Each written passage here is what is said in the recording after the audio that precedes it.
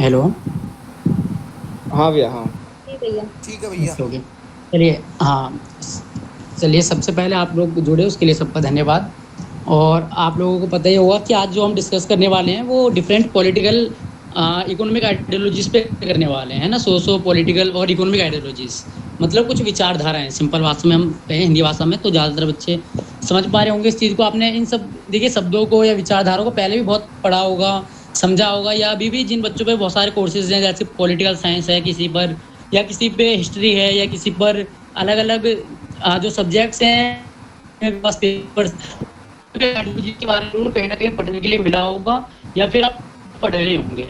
तो सबसे पहले बहुत सारे बच्चों ने पढ़ भी रखा होगा, तो ऐसा ना सोचिए कोई भी बच्चा बिल्कुल भी कि मतलब आज भैया देखते हैं आज ऐसा क्या बताते हैं जो हमने नहीं पढ़ रखा, या फिर ऐसा हम क्या सीखने वाले हैं जिसके लिए हमें बुलाया गया है। मतलब एक तरीके से ये माइंडसेट बना कर ना बैठे कि भाई हमें सब कुछ आता है ना। हर किसी को कुछ ना कुछ तो आता ही है, कुछ मुझे आता है, कुछ आप लोगों को भी आता है, लेकिन हर किसी को सब कुछ नहीं आता। तो ये सोच कर ना बैठे, ये सोच कर बैठे कि आज हम क्या न्यूज़ सीख सकते हैं, या मतलब सीखने की इच्छा से बैठे हैं। वरना मैं तो आपको समझा भी दूंगा, लेकिन बहुत सारे बच्चे होंगे ध्यान ही नहीं देंगे, तो उन्हें समझ में भी नहीं आएगा। और जब आप डिबेट्स वगैरह के लिए जाते हो ना, तो ये कुछ पॉलिटिकल आइडियोलॉजीज हैं जो बार बार और हमेशा रिपीटेड होती हैं। टॉपिक्स में दे दिया जाता है भाई, है ना, समाजवाद टॉपिक में दे दिया जा गया, पूंजीवाद या फिर साम्यवाद, या फिर आपको अपने तर्क जब प्रस्तुत करते हो तो इन शब्दों का, इन आइडियोलॉजीज का आप यूज़ कर सकते हो। तो इसलिए आपके ये जो चीज़ें हैं ना काफ़ी इंपॉर्टेंट हो जाती हैं कि आपको समझना चाहिए इन चीज़ों को। तो देखिए सबसे पहले हम तीन आइडियोलॉजीज को लेंगे यहाँ पर अभी, है ना, मतलब जो मेन थीम है हमारा अभी के लिए, और जो बाकी भी करेंगे। टोटल शायद आज के लिए 5 आइडियोलॉजीज है हमारे। तो सबसे पहले आप कैपिटलिज्म, हिंदी भाषा में पूंजीवाद कहते हैं। दूसरा आपका सोशलिज्म, जिसे हिंदी भाषा में समाजवाद कहते हैं। और तीसरा है आपका कम्युनिज्म, है ना। कम्युनिज्म पे बच्चे डिमांड कर रहे थे कि भैया कम्युनिज्म पे कुछ बताइए, तो कम्युनिज्म को हिंदी भाषा में साम्यवाद कहते हैं। तो हम देखेंगे इन तीनों आइडियोलॉजीज का कैसे शुरुआत हुई, किन लोगों ने शुरू किया, कौन लोग इनके प्रोपोनेंट्स हैं जो इन्हें सपोर्ट करते हैं आइडियोलॉजीज को, और क्या वास्तविक धरातल पर, मतलब इन रियलिटी ग्राउंड लेवल पर ये आइडियोलॉजीज कितनी सक्सेसफुल रही हैं, कौन सी आइडियोलॉजी कितनी सक्सेसफुल रही है, उन चीज़ों को भी हम समझने का प्रयास करेंगे आज के सेशन में, है ना। तो आप जिससे आपको नॉलेज इंक्रीज हो आपकी, और आप इन सब चीज़ों पे डिस्कशन कर सको इन फ्यूचर भी, और कोई प्रॉब्लम हो तो अभी भी आप बोल सको, और आप सजेशंस भी रख सको अपने। इसलिए आज हम सभी लोग इन टॉपिक्स पर डिस्कस करेंगे। तो सबसे पहले आज आपका जो हमारा आइडियोलॉजी है वो है कैपिटलिज्म, है ना। कैपिटलिज्म को सबसे पहले लेने का जो मेरा रीज़न है वो ये है क्योंकि ये सबसे ज़्यादा पुरानी आइडियोलॉजी है इन सभी में, है ना। आप कम्युनिज्म की बात करो, आप सोशलिज्म की बात करो, आप कैपिटलिज्म की बात करो, तो तीनों में जो सबसे पुरानी आइडियोलॉजी है वो हमारी कैपिटलिज्म है। तो हम स्टार्ट करते हैं कैपिटलिज्म से। सबसे पहले इसकी हिस्ट्री देखते हैं थोड़ी, है ना, और इसकी मीनिंग समझने का प्रयास करते हैं ये आखिरकार कैपिटलिज्म है क्या, सिंपल अर्थों में। क्योंकि देखिए यार, मान लीजिए मैं बुक्स का आपको मीनिंग बताता हूँ, या फिर गूगल का मीनिंग बताता हूँ, या कहीं और का मीनिंग बताता हूँ जो थोड़ी डिफरेंट है या डिफिकल्ट है, तो आपको थोड़ा समझने में दिक्कत आ सकती है। तो ऐसा मैं सोचा ना कि जो मैं डेफिनेशन बता रहा हूँ आपको वो परफेक्ट है और वही सही है, या फिर क्या कहते हैं उसमें कमियां हैं, या फिर जो हमने पढ़ा है वो उससे अलग है ना। आपको पता है कि इन आइडियोलॉजीज पे डिफरेंट डिफरेंट विचार आए हुए हैं। जो ये आइडियोलॉजी है ये इतनी ज़्यादा ब्रॉड कॉन्सेप्ट है कि इनके अंदर भी अलग अलग विचार हैं, अलग अलग कॉन्सेप्ट्स हैं, अलग अलग लोगों ने अपने अपने थ्योरीज दी हैं, है ना। जैसे हम सोशलिज्म की बात करें तो सोशलिज्म कोई एक परफेक्ट जो कॉन्सेप्ट है वो नहीं है, उसका हम कोई परफेक्ट डेफिनेशन नहीं दे सकते। हर किसी व्यक्ति के अकॉर्डिंग सोशलिज्म अलग है ना। भारत में गांधी जी सोशलिज्म को कुछ और मानते हैं, तो हमारे जो राम मनोहर लोहिया जी हैं वो सोशलिज्म को अलग मानते हैं। लेकिन जो रियलिटी में सोशलिज्म पहली बार जब सामने आया था तो वो कुछ अलग था, और आज के टाइम पे कुछ अलग है, ऐसी साम्यवाद है। तो हर किसी में क्या है, हर एक आइडियोलॉजी में अपने कुछ कॉन्सेप्ट्स हैं, और उन आइडियोलॉजीज के अंदर भी कुछ आइडियोलॉजीज हैं जो उनसे अलग अलग हैं। कुछ कॉमन थीम्स हैं उनके, उनमें कुछ कॉमन थिंग्स हैं, लेकिन कुछ चीज़ें हैं जो बिल्कुल डिफरेंट हैं। इसलिए मैं आपको बस इतना बताना चाहता हूँ कि कोई भी आइडियोलॉजी अगर आप अभी मैं आपको समझा रहा हूँ, पढ़ा रहा हूँ, तो आप डिस्कशन कर सकते हैं इसके ऊपर, क्योंकि इनके अंदर भी बहुत सारे विचार प्रस्तुत हैं, और जिनको आपने पढ़ा हो या फिर आपने कुछ डिफरेंट पढ़ा हो। तो कैपिटलिज्म की हिस्ट्री की बात करते हैं हम, पूंजीवाद की हिंदी भाषा में। मैं आपको सिंपल अर्थ बता दूं कि पूंजीवाद आज के टाइम पे एक ऐसी आइडियोलॉजी, एक ऐसी विचारधारा, एक ऐसा इकोनॉमिक सिस्टम है जिसमें आपके जो रिसोर्सेज होते हैं, फैक्टर्स ऑफ प्रोडक्शन के, है ना, उनके ऊपर जो राइट होता है वो किसी भी एक इंडिविजुअल पर्सन का होता है। मतलब जितने भी आपके संसाधन हैं, है ना, जितने भी आपके उत्पादन के साधन हैं, उन सभी साधनों पर अगर एक व्यक्ति का अधिकार होता है वह व्यक्ति उन सभी चीज़ों को मैनेज करता है। तो ऐसी विचारधारा को, ऐसे सिस्टम को कैपिटल पूंजीवाद के नाम से जाना जाता है। हाँ, उसके अलावा हमें देखना पड़ेगा कि जो कैपिटलिज्म है वो कैसे शुरू हुआ, है ना? मैंने आपको सिंपल लैंग्वेज में बताया है कि कैपिटलिज्म अगर आपको समझना है कि है क्या हकीकत में कैपिटलिज्म, तो आप इतना याद रखियो कि जो हमारे फैक्टर्स ऑफ प्रोडक्शन है ना? आपको पता है हमारे जो फैक्टर्स ऑफ प्रोडक्शन है मेनली 4 पार्ट्स में कैटेगराइज किए गए हैं। जो हमारे उत्पादन के साधन है उन्हें हमने 4 वर्गों में विभाजित किया है। पहला आपको पता है भूमि, लैंड कहते हैं जिसे। दूसरा आपको पता है कि भाई हमारा क्या कहते हैं, लेबर है ना? श्रम कहते हैं जिसे। तीसरा आपको पता है कि हमारा कैपिटल, जिसे हिंदी भाषा में पूंजी कहते हैं। और चौथा हमारा एंटरप्राइज, एंटरप्रेन्योर, है ना? चौथे नाम से जाना जाता है, जिससे हम हिंदी में उद्यमी या उद्यम भी कहते हैं। तो ये 4 फैक्टर्स ऑफ प्रोडक्शन है जिनकी हेल्प से किसी भी देश में प्रोडक्शन होता है, उत्पादन होता है ना? सिंपल भाषा में आपकी लैंग्वेज में बताऊं तो किसी भी चीज को बनाया जाता है। इन 4 चीजों के बिना आपके लिए उत्पादन करना, प्रोडक्शन करना किसी भी देश में पॉसिबल नहीं, इम्पॉसिबल, बिल्कुल इम्पॉसिबल। इन चारों में से अगर एक भी फैक्टर्स नहीं होंगे आपके पास तो आप प्रोडक्शन नहीं कर सकते किसी भी देश में। तो कैपिटलिज्म क्या कहता है कि इन चारों चीजों के ऊपर जो नियंत्रण है वो किसी सरकार का नहीं होना चाहिए, किसी एक ग्रुप का मतलब किसी कम्युनिटी का नहीं होना चाहिए, इंडिविजुअली हर पर्सन का या इंडिविजुअल लोगों के कुछ ग्रुप्स का होना चाहिए, जो खुद ही ये डिसाइड कर पाए कि उन्हें किस चीज़ का प्रोडक्शन करना है, उस प्रोडक्शन के लिए हम किन वेज का, किन तरीकों का इस्तेमाल करेंगे, ठीक है? और इनका जो डिस्ट्रीब्यूशन है वो किन लोगों में किया जाएगा। जब इन सभी का जो अधिकार है एक इंडिविजुअल पर्सन को, एक व्यक्ति को दे दिया जाता है, तो उसे हम कैपिटलिज्म या पूंजीवाद कहते हैं। जब हम इसके इतिहास की बात करते हैं तो बच्चों आपने पढ़ा होगा सभी लोगों ने, आप किसी भी कोर्स से रहे हो, फ्यूडलिज्म के बारे में। फ्यूडलिज्म को हिंदी में सामंतवादी व्यवस्था कहते हैं, है ना? खासकर जो इतिहास के बच्चे हैं, हमारे हिस्ट्री के बच्चे हैं, उन्होंने सामंतवाद को या फ्यूडलिज्म को बहुत अच्छे से पढ़ा होगा। तो आपने पढ़ा होगा कि भाई ज़्यादातर मोस्टली जो यूरोपियन कंट्रीज थी, खासकर हमारा जो ब्रिटेन था, तो ब्रिटेन में ये फ्यूडलिज्म की स्टार्टिंग की गई थी 10th सेंचुरी के आसपास।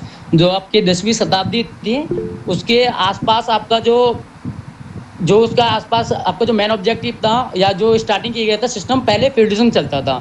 जैसे कि भारत में जमींदारी सिस्टम था ना, उसी जमींदारी सिस्टम की तरह चलता था पहले सामंतवादी व्यवस्था, है ना? फ्यूडलिज्म चलता था। जैसे कि हमारे यहाँ पर ब्रिटिशर्स होते थे, ब्रिटिशर्स के नीचे जमींदार, और जमींदार के नीचे हमारे फार्मर्स काम करते थे।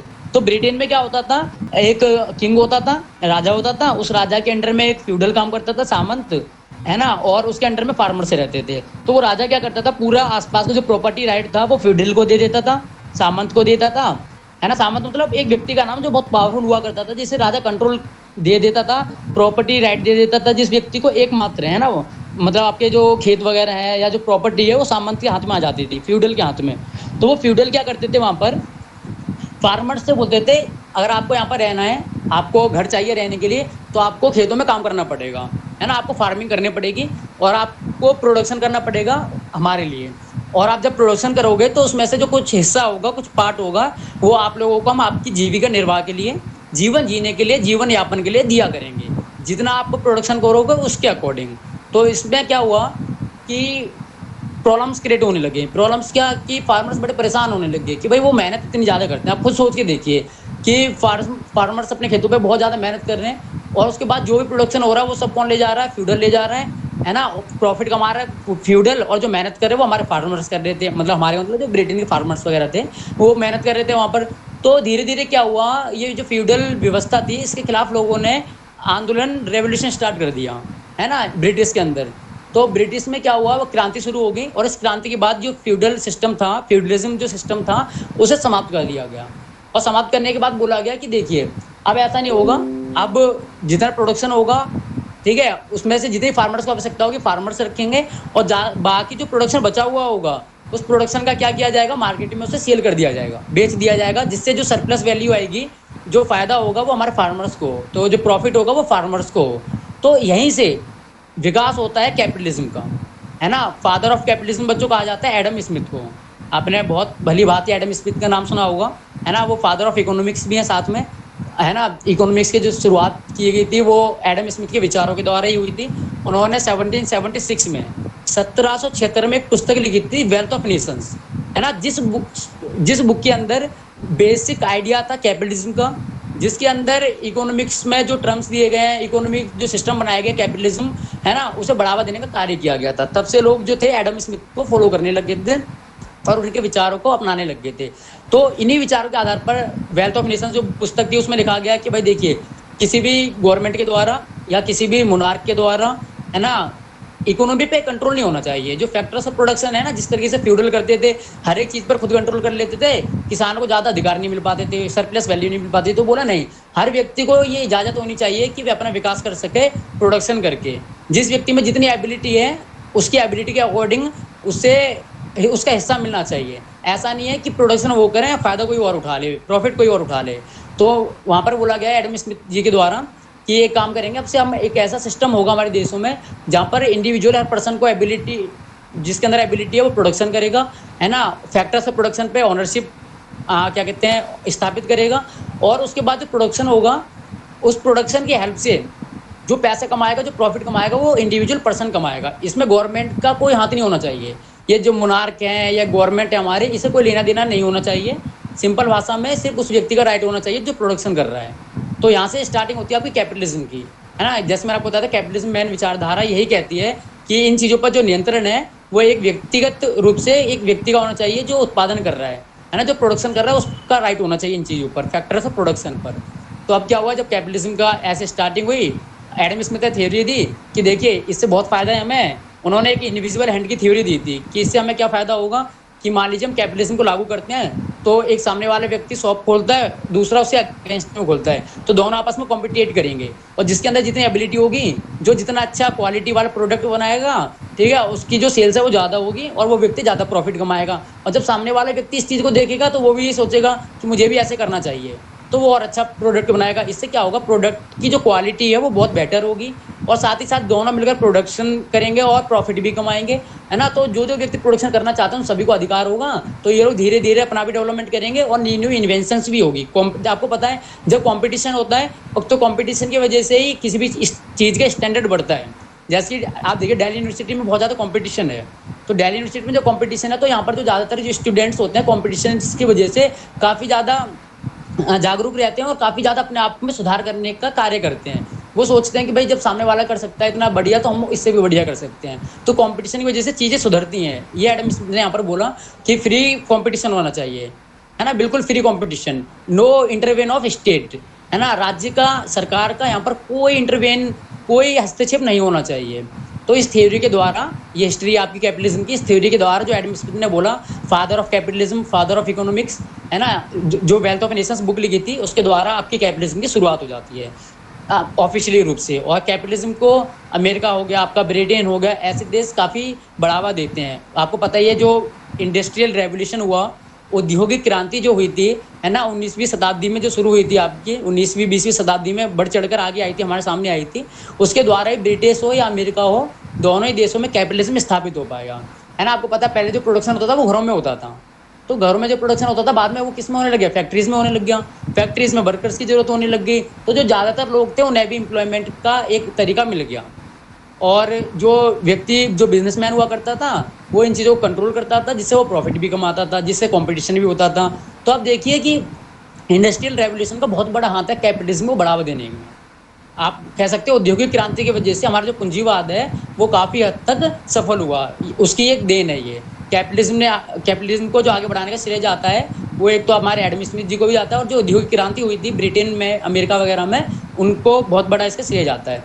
अच्छा, जब कैपिटलिज्म की शुरुआत हो जाती है तो इसके जो मेन कंट्रीज होती हैं और जो समर्थक होते हैं वो इन्हीं बातों को सपोर्ट करते हैं। मैं आपको कुछ कैरेक्टरिस्टिक्स बताता हूँ, इंपॉर्टेंट चीज़ बताता हूँ कि कैपिटलिज्म में क्या क्या चीज़ें बहुत अच्छी हैं जिनकी वजह से आज पूरे विश्व में कैपिटलिज्म छाया हुआ है ना। आपने अगर पॉलिटिकल साइंस 11वीं 12वीं में पढ़ी हो या 9वीं पढ़ी, तो मैं आपको बता दूँ कि जो बीच में है साम्यवाद बहुत बढ़ चढ़ के सामने आया था, है ना, सोशलिज्म, कम्युनिज्म। लेकिन इन सभी वर्तमान में देखो, इन सभी विचारधाराएं ढल चुकी हैं, ये सब विचारधाराएं खत्म हो चुके हैं, ये सारे सिस्टम बिल्कुल बिखर चुके हैं। तो इनके इनके जो बिखरने का रीज़न है वो हम देखेंगे आगे जब ये पढ़ेंगे। लेकिन हम देखते हैं कैपिटलिज्म के सक्सेसफुल होने के रीज़न क्या है, या आखिरकार जो आपका कैपिटलिज्म है इतना सक्सेस कैसे हुआ है, क्या कैरेक्टरिस्टिक्स हैं ऐसी। तो आपको जैसे मैं बताया, पहला कैरेक्टरिस्टिक तो बड़ा सिंपल है कि एक इंडिविजुअल है, उसे पूरा राइट दिया जाता है यहाँ पर एक व्यक्ति को, और वो व्यक्ति जो है फैक्टर्स ऑफ प्रोडक्शन पर अपना कंट्रोल करता है। दूसरी बात जो रखी गई, यहाँ पर जो मार्केट होगी वो बिल्कुल फ्री इकोनॉमी होगी, है ना, यहाँ पर गवर्नमेंट कोई लेना देना नहीं है।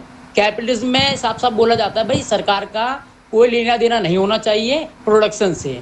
आपको पता है कि हमारे जो free force of demand and supply है ना, डिमांड मतलब कि कितने लोग हैं किसी भी प्रोडक्ट को खरीदने के विलिंगनेस दिखाते हैं, ठीक है, और कितने लोग एबल हैं उस प्रोडक्ट को खरीदने के लिए, है ना। जैसे कि आप हो भाई, आपको कार खरीदनी है, तो सबसे पहले तो आपको कार खरीदने की इच्छा होनी चाहिए, आपकी विलिंगनेस होनी चाहिए। विलिंगनेस के साथ साथ क्या जरूरी है, एबिलिटी। भाई आपके पास एबिलिटी होनी चाहिए उस कार को खरीदने की। अगर आपके पास पैसा है ना, आप योग्य हो और उस पैसे को खर्च करने की भी आप इच्छा रखते हो, तो इसका मतलब वो डिमांड है। ऐसा नहीं कि भाई मैं एक जैगवार के शोरूम से गुजर रहा हूँ, मैंने देखा भाई जैगवार बिक रही है, चलिए ठीक है, तो इस जैगवार को ना मैं खरीदूंगा, तो डिमांड हो गई। वो डिमांड नहीं है, यहाँ पर विलिंगनेस है पर एबिलिटी नहीं है मेरे अंदर। तो आपके पास विलिंगनेस भी है, एबिलिटी है, तो हम उसे डिमांड कहते हैं, है ना। हिंदी भाषा में मांग कहते हैं, मांग। आपने इकोनॉमिक्स शायद पढ़ी हो तो आपको अच्छे से पता होगा इस बारे में, नहीं पढ़ी तो कोई दिक्कत नहीं है। तो एक डिमांड है, दूसरा सप्लाई। सप्लाई मतलब जो प्रोड्यूसर्स हैं हमारे, वो कितनी चीज़ों को, है ना, प्रोडक्शन करने के लिए विलिंग है, और उस प्रोडक्शन को जो उन्होंने किया है उसे सेल करने के लिए एबल है। मार्केट में वो किस प्राइस पर उस प्रोडक्ट को बेचना चाहते हैं, वो हमारी सप्लाई होती है ना, पूर्ति होती है सिंपल भाषा में। तो ये डिमांड एंड सप्लाई के आधार पर कैपिटलिज्म की नींव रखी गई कि भाई जो हर एक चीज़ होगी डिमांड एंड सप्लाई की होगी। लोग कितनी डिमांड कर रहे हैं, प्रोड्यूसर्स कितना सप्लाई कर रहे हैं, उसके अकॉर्डिंग पूरी मार्केट को चलने दो, उसी के अकॉर्डिंग गवर्नमेंट की पॉलिसीज को आने दो। गवर्नमेंट को कोई अधिकार नहीं है वो ये बताए हमें कि क्या करना चाहिए क्या नहीं करना चाहिए। गवर्नमेंट का काम बस इतना है कि वो रूल्स एंड रेगुलेशंस को बनाए, बात खत्म। तो जो कैपिटलिज्म के सपोर्टर्स हैं वो क्या बोलते हैं कि गवर्नमेंट का भाई कोई रोल नहीं है, कोई भूखा मर रहा है तो उसकी गलती है ना। कैपिटलिज्म वाले कहते हैं कोई भूखा मर रहा है तो उसकी गलती है, हमने तो भाई राइट दे रखा है सबको कि सब लोग प्रोडक्शन करें, सब लोग फैक्टर्स प्रोडक्शन पर अपना ऑनरशिप दिखाएं, और जो चल रहा है वो चलने दें फ्री डिमांड एंड सप्लाई के द्वारा। तो जो फोर्सेज हैं डिमांड एंड सप्लाई, उसके द्वारा कैपिटलिज्म को चलाया जाता है। तो यहाँ पर फ्री मार्केट होती है, बिल्कुल कोई कंट्रोल नहीं, किसी का कोई इंटरवेंशन नहीं, फ्री मार्केट, फ्री कॉम्पिटिशन। बोला गया भाई कंपटीशन फ्री होता है, बहुत बढ़िया बात है ये तो। और व्यक्तियों को, लोगों को क्या चाहिए, कंपटीशन चाहिए ना, वो कंपटीशन फ्री है। सरकार किसी को ना ऊंचा दिखाती ना सरकार किसी को नीचा दिखाती। जिस व्यक्ति में जितनी एबिलिटी है वो कॉम्पिटिट करें और अपने आप को प्रॉफिट भी कमा कर दे, और साथ ही साथ ज़्यादा से ज़्यादा लोगों को अपनी इंडस्ट्री को बढ़ावा देने के लिए क्या करें, जॉब प्रोवाइड करें, एम्प्लॉयमेंट दे। तो इससे क्या होगा, जब कैपिटलिज्म होगा तो फ्री कंपटीशन होगा, तो हर एक व्यक्ति अपना डेवलपमेंट कर सकता है ना। यहाँ पर ये अवधारणा दी गई, यहाँ पर ये कॉन्सेप्ट दिया गया कि हर एक व्यक्ति को अपना डेवलपमेंट करने का अधिकार है, और ये अधिकार उसे कैपिटलिज्म में मिलता है, जहाँ पर वो व्यक्ति अपनी एबिलिटी के अकॉर्डिंग कितना भी अपना डेवलपमेंट कर सकता है, उसके ऊपर कोई रोक टोक नहीं है किसी भी व्यक्ति की। ना दूसरी कंपनी उसे रोकेगी कुछ करने से, ना सरकार रोकेगी, चाहे वो गरीब व्यक्ति हो चाहे अमीर हो, सबको अधिकार, प्रोडक्शन करो और पैसा कमाओ। तो आप समझिए इस बात को कि फ्री कंपटीशन की बात की गई यहाँ पर, है ना। यहाँ पर आपकी बात की गई कि no intervention of state, market में सरकार का कोई रोल नहीं है, ठीक है। यहाँ पर बात की गई क्वालिटी की कि भाई यार कैपिटलिज्म होगा तो क्वालिटी बहुत बढ़िया आएगी। क्वालिटी कैसे बढ़िया आएगी कि जब दो लोगों में कंपटीशन होगा तो दोनों ही सोचेंगे मेरा प्रोडक्ट ज़्यादा बिके, और ज़्यादा कब सेल होगा उसका प्रोडक्ट, जब वो ज़्यादा अच्छी क्वालिटी बनाएगा, सामने वाले से अच्छा प्रोडक्ट देगा लोगों को। जैसे मैं आपको एग्जांपल देता हूँ, पहले इंडिया में आपको पता है जो फोन्स वगैरह थे हमारे, है ना, इंडियन कंपनीज चलती थी पहले। मान लीजिए लावा चल रही है, माइक्रोमैक्स चल रही है, तो ये इंडियन ब्रांड से कुछ वो चल रहे थे। अचानक से क्या हुआ, विदेशी कंपनी आने लगी, तो लोगों को क्या हुआ, अच्छे ऑप्शंस मिले। ऑप्शंस भी बढ़ जाते हैं ना, ये भी एक इसका फीचर है, ऑप्शंस अवेलेबल होते हैं यहाँ पर। लोगों को ऑप्शंस मिले तो लोगों ने सोचा कि भाई इससे अच्छी तो क्वालिटी इसकी है, तो हम इसे बाय करेंगे, दूसरे वाले को क्यों करें, कम प्राइस में। कम प्राइस में जब आपको अच्छी क्वालिटी मिल रही है तो आप तो उसको प्रेफर करोगे ना। अब क्या हुआ, जो कंपनी न्यू आई थी उसको भी टक्कर देने के लिए एक और कंपनी आ गई कंपटीशन में। तो जो न्यू कंपनी है उसने सोचा कि 5,000 में तो ये प्रोडक्ट पहले सेल हो रहा है, तो हम अपने दाम क्या रखेंगे, 4,500 रुपये रखेंगे। इससे क्या होगा, लोग हमारे प्रोडक्ट की तरफ अट्रैक्ट होंगे और क्वालिटी भी अच्छी देंगे। तो आप देखिए आज इंडिया में चाइनीज प्रोडक्ट कितने सक्सेसफुल हैं, है ना। चाहे वो आपका MI हो, है ना, चाहे वो आपका वीवो हो, चाहे वो आपका रियलमी हो, है ना। आप जानते हो अच्छी तरीके से सारे प्रोडक्ट्स क्या हैं, लेकिन लेकिन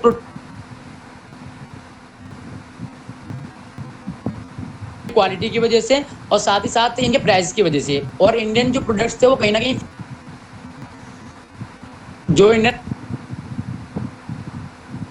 करने में, इस वजह से हम देखेंगे कि कैपिटलिज्म के क्या फीचर्स थे। आपने अच्छे से समझा होगा कि अच्छी क्वालिटी मिलती है, बेटर क्वालिटी। बेटर क्वालिटी के अलावा हमें कैपिटलिज्म में क्या मिल रहा है, चॉइसेस मिल रही है। चॉइसेस के अलावा हमें क्या अवेलेबल हो रहा है, फ्री कंपटीशन मिल रहा है। कोई रोक टोक नहीं है भाई, ऐसा नहीं है अमीर अमीर जो है वही प्रोडक्शन करेगा, गरीब को कोई अधिकार नहीं है फैक्ट्री ओपन करने का, ऐसा कुछ नहीं है। सरकार का कोई रूल नहीं है यहाँ पर, सरकार रूल्स एंड रेगुलेशंस बनाए, बात खत्म। जो चल रहा है फ्री डिमांड और सप्लाई की वजह से वो चलने दो। है ना। तो ये कुछ फीचर्स थे कैपिटलिज्म के, जिसकी वजह से कैपिटलिज्म को आज के टाइम पर बहुत समर्थन दिया जाता है कि यही एक ऐसा सिस्टम है जहाँ पर लोग अपनी एबिलिटी के दम पर आगे बढ़ सकते हैं, कंपटीशन देकर लोगों को अपने जितना चाहे डेवलपमेंट कर सकते हैं, जितना ज़्यादा प्रॉफिट कमा सकते हैं कंपटीशन देकर। तो ये क्या थे, कुछ इसके कैरेक्टरिस्टिक्स थे जो इसके एक तरह से पॉजिटिव इम्पैक्ट बोल सकते हैं कैपिटलिज्म के। अब बात करते हैं भाई इसका क्या बैड इम्पैक्ट पड़ा, है ना। ऐसा तो नहीं है ना कोई सिस्टम है तो वो परफेक्ट है। आपको पता है कि जो परफेक्ट सिस्टम की कल्पना करते हैं वो तो उटोपियन होता है ना, वास्तविकता में होता ही नहीं है। तो हम इसकी कमियां भी देख लेते हैं भी कैपिटलिज्म को क्यों बीच में ऐसा हुआ, क्यों ऐसा बीच में हुआ 1920 में 1900 में कि बिल्कुल कैपिटलिज्म को लोग नज़रअंदाज करके सोशलिज्म और कम्युनिज्म को बढ़ रहे थे। आपने कभी यूएसएसआर के बारे में सुना हो, है ना। आज आप चाइनीज कंट्री के बारे में, चाइना के बारे में सुनते हो, है ना। आप वियतनाम के बारे में सुनते हो कि ऐसा क्यों है कि ये लोग भाई कम्युनिज्म को सपोर्ट कर रहे हैं। ऐसा क्या रीजंस हैं, कहीं ना कहीं कैपिटलिज्म में कमियां रही होंगी, क्योंकि सबसे पहले क्या आया, कैपिटलिज्म आया। तो इन लोगों ने देखा होगा कैपिटलिज्म में कुछ कमियां है, प्राइवेट प्रॉपर्टी अच्छी बात नहीं है, तभी तो अगेंस्ट में लोग गए होंगे। तो हम देखते हैं कैपिटलिज्म की कुछ कमियों को। तो बच्चों देखो कैपिटलिज्म में क्या होता है, यहाँ पर वर्कर्स की जो कंडीशन है ना बहुत खराब हो जाती है। अगर आप मार्क्सिज्म व्यू पढ़ोगे, अगर आप कार्ल मार्क्स के बारे में पढ़ोगे तो आप देखोगे उनने इतनी बुराइयां की हैं कैपिटलिज्म की, इतनी बुराइयां की हैं। मतलब वो अपनी कोई बुक लिख रहे हैं, कोई थ्योरी दे रहे हैं ना, तो ऐसा हो ही नहीं सकता कि वो कैपिटलिज्म में बुराइयां ना करें। आप कार्ल मार्क्स की ना एक सिंगल थ्योरी नहीं पढ़ोगे, सिंगल बुक नहीं पढ़ोगे जहां पर उन्होंने कैपिटलिज्म की बुराइयां नहीं की हों। इम्पॉसिबल है, असंभव। क्यों ऐसा क्यों है, हम देखते हैं जरा कुछ पॉइंट्स के द्वारा। सबसे पहले तो देखिए, आपको पता है कि वर्कर्स की क्या हालत होती है। आज आप खुद ही देखिए, है ना, हमारे पेरेंट्स या आपके पेरेंट्स, है ना, या कोई और लोग हैं उनके पेरेंट्स किसी एक प्राइवेट फर्म में काम करते हैं, किसी एक प्राइवेट इंडस्ट्री में काम करते हैं, तो सबसे पहली बात तो उनसे बहुत काम करवाया जाता है ना। आप देखते हो कि हर एक फर्म में रूल्स रेगुलेशंस नहीं होते। आपको पता है जो ऑर्गेनाइज सेक्टर्स होते हैं वहाँ पर तो फिर भी ठीक ठाक है माहौल, लेकिन जो अनऑर्गेनाइज सेक्टर्स हैं उनकी तो क्या हालत है। आप सपोज कीजिए, या आप देखते होंगे कि एक वर्कर फैक्ट्री में जा रहा है सुबह 8 बजे, है ना, रात में 8 बजे आ रहा है, 12 घंटे की जॉब कर रहा है। 12 घंटे की जॉब के बाद उससे क्या मिल रहा है, सिर्फ एक फीसदी सैलरी मिल रही है कि आपकी सैलरी 10,000 है तो 10,000 मिलेगी, और जरूरत पड़ने पे वो आपसे 15 घंटे भी काम करवा सकते हैं, 20 घंटे भी, और उसके बदले में क्या बढ़ाते हैं आपके कुछ ही रुपए। किसी पर्सन की सैलरी अगर 10,000 रुपये है तो उसको ज़्यादा से ज़्यादा कितना एक्स्ट्रा दे देंगे वो लोग पर डे का, 150 रुपये दे देंगे, 200 रुपये दे देंगे, इससे ज़्यादा नहीं। पर आप सोचिए कि वो व्यक्ति अपना जीवन लगा रहा है उस जगह काम करने में, है ना, वहाँ पर आप उससे ज़बरदस्ती काम करवा रहे हो, उसके साथ बिहेवियर कैसा है। आप देखिए जो अनऑर्गेनाइज सेक्टर्स होते हैं वहाँ पर एक जो मालिक होता है, जो हम बात कर रहे थे बार बार कि ओनरशिप है जो फैक्टर्स ऑफ प्रोडक्शन की जिस व्यक्ति के पास है, जो ओनर है, वो व्यक्ति कैसा बिहेवियर रखता है वर्कर्स के साथ। वर्कर्स को वो कुछ ही नहीं समझता, वो वर्कर्स को भी एक प्रोडक्ट की तरह समझता है कि इनका इस्तेमाल करो, इनसे ज़बरदस्ती काम करवाओ, इनके साथ गलत बिहेवियर करो, है ना। और उसके अलावा ज़बरदस्ती काम करवाने के अलावा इन्हें क्या दो कुछ चंद पैसे जो फिक्स्ड सैलरी के रूप में 10,000, और अगर एक दो छुट्टी कर ली तो आपको सुनना तो पड़ेगा ही, साथ में आपकी सैलरी भी कट कर दी जाती है ज़्यादातर अनऑर्गेनाइज सेक्टर्स में। और कहीं ना कहीं देखिए ऑर्गेनाइज सेक्टर्स भी कितने अच्छे क्यों ना हो, कितने भी बड़े क्यों ना हो, तो वहाँ पर भी एक वर्कर की सैलरी इसी तरीके से होती है, उससे काम करवाया जाता है, प्रॉफिट का कोई हिस्सा नहीं मिलता उसे। प्रॉफिट का जो पूरा हिस्सा है वो कौन रख लेता है, जो क्या कहते हैं आपके ऑनर्स होते हैं, और वर्कर्स को क्या मिलता है, सिर्फ सैलरी। तो कार्ल मार्क्स ने कहा है कि कैपिटलिज्म में सिस्टम क्या है कि जो एक वर्कर होता है जिस प्रोडक्ट को वो खुद बना रहा है, आप देखिए मालिक कभी प्रोडक्ट को नहीं बनाता, वर्कर्स बनाते हैं, और वो वर्कर्स प्रोडक्ट को बनाते हैं, और उस प्रोडक्ट से वर्कर्स को फायदा नहीं होता। एक तरीके से वो जो वर्कर होता है उस प्रोडक्ट से ना हट जाता है, दूर हो जाता है। दूर कैसे हो जाता है कि उसकी वो हालत हो जाती है, उसे मतलब ही नहीं होता वो क्या बना रहा है क्या नहीं बना रहा, उस प्रोडक्ट के साथ उस वर्कर का कोई लगाव ही नहीं रहता। बस वो ऐसा सोचता है कि मुझे ये काम करना है, वो काम करके घर लौट जाता है और फिर सुबह दुखी होकर आता है। मतलब वर्कर्स की जो हालत है ना कैपिटलिस्ट सिस्टम में बहुत बुरी है। वर्कर्स के साथ ऐसा व्यवहार, इतनी कम सैलरी, है ना, और क्या कहते हैं इस तरीके से रिएक्ट किया जाता है उनके साथ जैसे कि उनकी कोई वैल्यूज़ नहीं है, उनके कोई राइट्स ही नहीं है। अब तो फिर भी चलिए जो हम 21 सेंचुरी में जी रहे हैं तो बहुत सारे वर्कर्स को राइट दे दिए गए हैं। कहीं ना कहीं कैपिटलिज्म में थोड़ी जो गलतियाँ थी उन्हें सुधारने का प्रयास हो रहा है, लेकिन फिर भी आप सच्चाई जानते हो ग्राउंड लेवल पर कैसी है। दूसरा इसका बहुत बड़ी डीमेरिट क्या है, डीमेरिट जब बात करते हैं तो इनइक्वालिटी, है ना। आपको पता है कि हम इस बात को बोल रहे थे कि हर किसी के पास अपॉर्चुनिटीज़ हैं अपने आप को डेवलप करने की, इंडस्ट्रीज ओपन करने की, पर आप इस बात को अच्छी तरीके से जानते हो कि बहुत सारी बड़ी बड़ी फर्म होती हैं, उन्होंने मोनोपोली क्रिएट कर रखी है। मोनोपोली हिंदी भाषा में एकाधिकार कहते हैं, मतलब एक कंपनी का अधिकार, है ना। उन कंपनीज क्या, वो कंपनी क्या करती हैं किसी दूसरे को अपने कंपटीशन में आने ही नहीं देती। सपोज कीजिए मुकेश अंबानी जी हमारे, है ना भाई, जियो चला रहे हैं, आपको पता था जियो आने से पहले बहुत सारे आपने टेलीकॉम सेक्टर्स में सिम्स का नाम सुना होगा, है ना? आपने एयरसेल का नाम सुना होगा उस टाइम पे, है ना? उस टाइम पे टाटा भी चलती थी जैसे तैसे, ठीक है?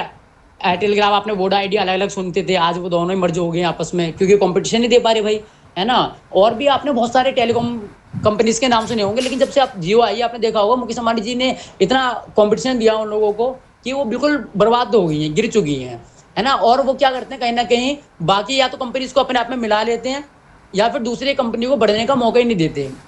मैं आपको बात करूं जैसे कि आपने उसका नाम सुना होगा अनअकैडमी का, है ना? मैं इस बात से बिल्कुल श्योर हूं कि आपने अनअकैडमी का नाम जरूर सुना होगा कहीं ना कहीं एडवर्टाइजमेंट में, कहीं ना कहीं यूट्यूब पर, कहीं फेसबुक पर, किसी भी सोशल मीडिया पर। तो अनअकैडमी आज के टाइम पे क्या कर रही है, वो मोनोपोली क्रिएट करना चाहती है एजुकेशन सिस्टम में। इसके आप साफ सुथरा एग्जाम्पल देखिए कि देने का काम करती है तो अनअकैडमी या तो उसे खरीद लेती है, ठीक है, या फिर उसे अपने आप में या अपने सामने आने नहीं देती अपने पैसे के दम पे, क्योंकि वो तो ऑलरेडी डेवलप में। और जब कोई नया व्यक्ति आने की कोशिश करता है सिस्टम में या अपनी कंपनी खड़ी करने की कोशिश करता है तो ये जो क्या करते हैं कुछ कैपिटलिस्ट लोग, जो ओनर्स होते हैं, बिजनेस सेक्टर के लोग होते हैं, वो सामने वाली कंपनी को आने नहीं देते। आपने बहुत सारी मूवीज देखी होंगी, वहां पर ये दिखाते हैं आपको साफ कि एक व्यक्ति है, उसकी कंपनी बहुत सालों से चल रही है, दूसरा आके उसे कंपटीशन देने का प्रयास करता है तो सामने वाला किसी भी हद तक गुजर जाता है, चाहे उस व्यक्ति की जाने क्यों ना लेने पड़ जाए, चाहे उसे बर्बादी क्यों ना करना पड़ जाए, वो ये सोचता है कि मैं सामने ना आ पाए। तो जिन पे पहले से ही पैसा है और जो दूसरा व्यक्ति गरीब है, तो आप देखिए कितनी कम संभावनाएं होती है उस गरीब व्यक्ति के लिए कि वो उस पहले से जो स्टैब्लिश्ड व्यक्ति है उसे वहां से हटा सके और कंपटीशन देकर खुद आगे आ सके। तो कहीं ना कहीं ये बातें तो अच्छी हैं कि हर किसी को मौका मिल रहा है, लेकिन हकीकत में वास्तविकता में ये मौके नहीं होते। एक व्यक्ति को अपनी जान के साथ खिलवाड़ करना पड़ता है इन कैपिटलिस्ट लोगों को कंपटीशन देने के लिए कैपिटलिज्म में, ठीक है? ये इसका डिमेरिट है। आपको पता है चाइल्ड लेबर जैसी घटना है। अब देखिए भूखमरी, सरकार क्या बोलती है कैपिटलिज्म में? सरकार बोलती है आप भूखे मरो, प्यासे मरो, हमें कोई लेना देना नहीं है, ठीक है? कैपिटलिज्म सिस्टम में हर किसी को अपॉर्चुनिटीज मिल रही हैं, तो आप उन अपॉर्चुनिटीज का फायदा उठा के अपना खुद का डेवलपमेंट कीजिए। सरकार कोई भी सोशल वेलफेयर स्कीम से लेकर नहीं आएगी। जो देश प्योर कैपिटलिस्ट होते हैं ना, उनमें यही रूल है, सरकार को कोई लेना देना नहीं है, चाहे भुखमरी आ जाए, चाहे बेरोजगारी आ जाए। सरकार बोलती है कि कैपिटलिस्ट सिस्टम है, हमारा काम है रूल्स रेगुलेशंस बनाना, बाकी सब आप खुद ही देखिए। हर किसी व्यक्ति को अपना जो घर है वो खुद ही चलाना है, सरकार को कोई लेना देना नहीं है। तो सरकार भुखमरी हो चाहे बाकी चीजें हो, कोई हेल्प नहीं करती। और इसके अलावा आप देखते हो कि पॉपुलेशन इंक्रीज कितनी हुई है कैपिटलिस्ट सिस्टम जब से आया है विश्व में, मतलब ये कुछ 100 सालों से, है ना? मतलब जो पेरेंट्स होते हैं ना, वो अपने बच्चों को एक तरह से लेबर्स की तरह ट्रीट करते हैं कि वो सोचते हैं कि जितने ज्यादा हमारे चाइल्ड्स होंगे, जितने ज्यादा चाइल्ड्स होंगे वो उतना ज्यादा कमाएंगे, है ना कहीं जो थोड़े हमारे समाज में पिछड़े लोग हैं, जो कम पढ़े लिखे हैं, वो ऐसा सोचते हैं। उन्हें लगता है कि हमारे जितने ज्यादा बच्चे होंगे हम वो उतना ज्यादा काम करेंगे तो उतना ज्यादा घर में पैसा आएगा। उनकी सोच है कहीं ना कहीं ऐसी, ठीक है? हर किसी की नहीं है पर कुछ लोगों की तो है ही आज भी सोच।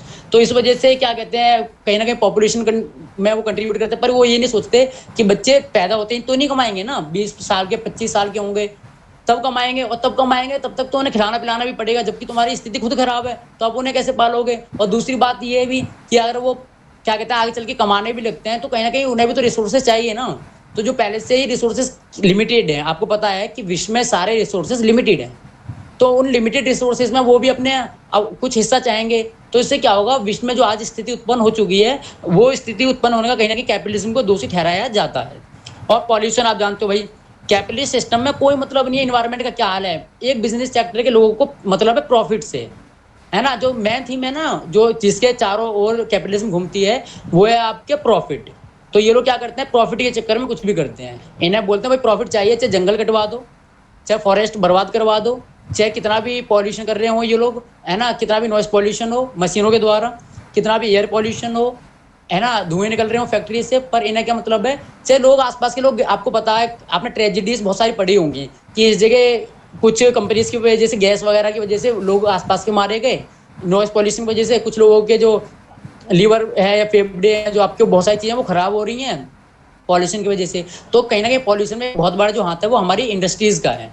और इंडस्ट्रियल जो सेक्टर में लोग होते हैं उन्हें मतलब होता है प्रॉफिट से, उन्हें कोई लेना देना नहीं है कि लोगों का हेल्थ का क्या सिस्टम है। तो ये इसकी कमियां भी है कैपिटलिज्म की, है ना? तो मैंने आपको बताया पहले ओरिजिन, फादर ऑफ कैपिटलिज्म, उसके बाद इसके मेरिट्स, उसके डीमेरिट्स, और किस तरीके से यहाँ पर गवर्नमेंट को नेग्लेक्ट करने का काम किया जाता है। यहाँ पर ऐसा माना जाता है कि गवर्नमेंट का कोई रोल नहीं है, जो चल रहा है वो डिमांड एंड सप्लाई के द्वारा चलने दो। तो ये आपका पूरा कैपिटलिज्म का थोड़ा आपको मैंने समरी बताया कैपिटलिज्म के बारे में। तो आप किसी को कोई डाउट या कोई प्रॉब्लम है, कोई क्वेश्चन है तो आप कर सकते हो।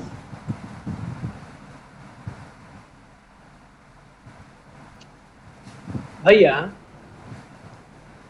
हाँ चंदन बोलिए।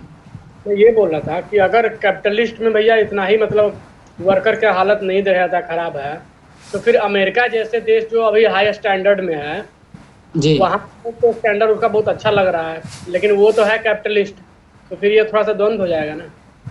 देखिए चंदन, क्या है अमेरिका को आपको लग रहा है कि लिविंग ऑफ स्टैंडर्ड बहुत हाई है, लेकिन अगर आप नॉर्मली हर एक पीपल की बात करोगे, हर एक व्यक्ति की बात करोगे ना, तो लोग वहां पर भी कहीं ना कहीं अनएम्प्लॉयमेंट के शिकार होते हैं, लोग वहां पर भी भुखमरी के शिकार होते हैं अमेरिका में भी। ठीक है। और कैपिटलिज्म की वजह से सरकार उन पर बिल्कुल ध्यान नहीं देती।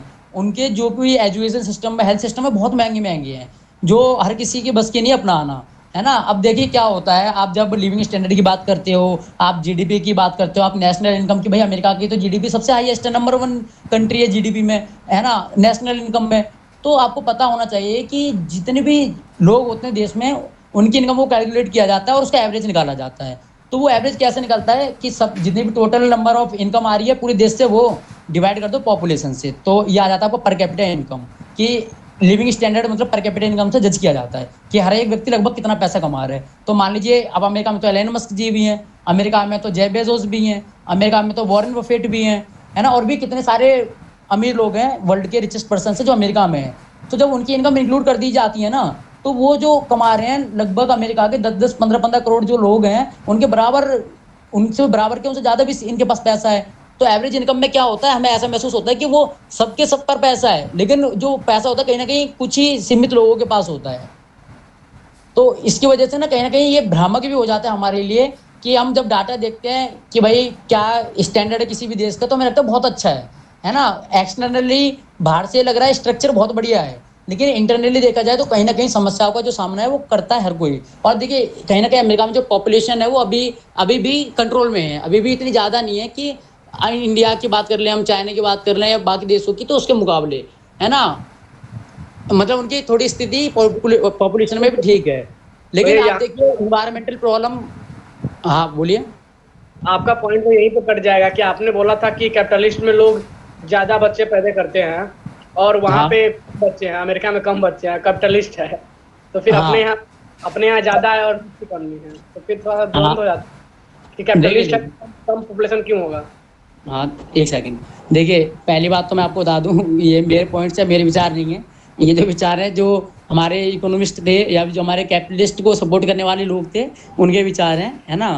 और दूसरी बात ये जो आपने यहाँ पर पॉइंट रखा, तो देखिए क्या होता है कि हर एक देश की स्थिति अलग अलग होती है। है ना। कुछ देश होते हैं, जैसे कि अमेरिका की बात करें तो आपको पता है कि अमेरिका का जो कॉन्स्टिट्यूशन है आज़ादी का है, वो बहुत पहले मिल चुकी थी। 1787 1776 में आंदोलन शुरू हुए, 1787 और तक उनका सब कुछ हो चुका था, फ्रीडम वगैरह उनकी कंप्लीट हो चुकी थी।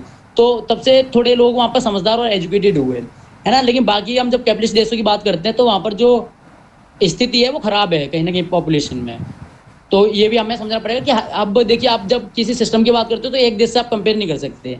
है ना। जैसे कि कैपिटलिज्म को अमेरिका ने शुरुआत से अपना रखा, तो अमेरिका की स्थिति मान लीजिए बेटर भी आज के टाइम पे। तो वही कैपिटलिज्म जब दूसरे देशों ने भी अपना रखा है तो वहां पर वर्कर्स की स्थिति तो बहुत खराब है।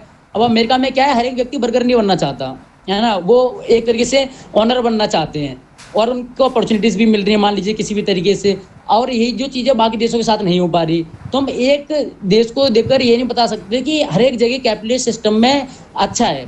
मैं एक एग्जांपल लेता हूँ, जैसे कि मान लीजिए क्लास है, एक क्लास में ना एक दो बच्चे हैं, वो स्कोर करते हैं 95%, 100 बच्चों में से, और 100 में से 95 बच्चे हैं ना, मान लीजिए उनकी परसेंटेज कुछ आती है 40-50 के आसपास।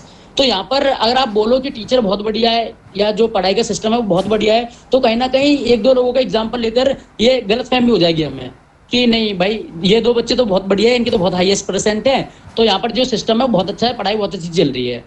तो कहीं ना कहीं जो कैपिटलिस्ट सिस्टम का भी ऐसा ही हाल है कि अमेरिका जैसे ब्रिटेन जैसे देशों में सक्सेसफुल भी है अगर, तो बाकी जो देश अपना रहे हैं वहां पर इतना ज्यादा अभी तक सक्सेसफुल नहीं हो पाया। वहां पर भी जो वर्कर्स की हालत है वो बहुत ज्यादा खराब है।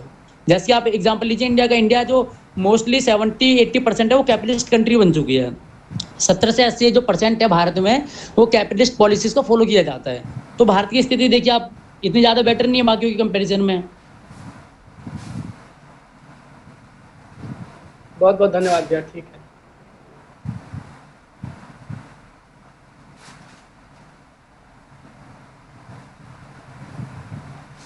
भैया आपने जैसे कहा कि जैसे वर्कर्स को बहुत ज़्यादा काम करना पड़ता है और उन्हें एक फिक्स मतलब सैलरी मिलती है, जैसे 10,000 रुपये 12 घंटा काम करवाना।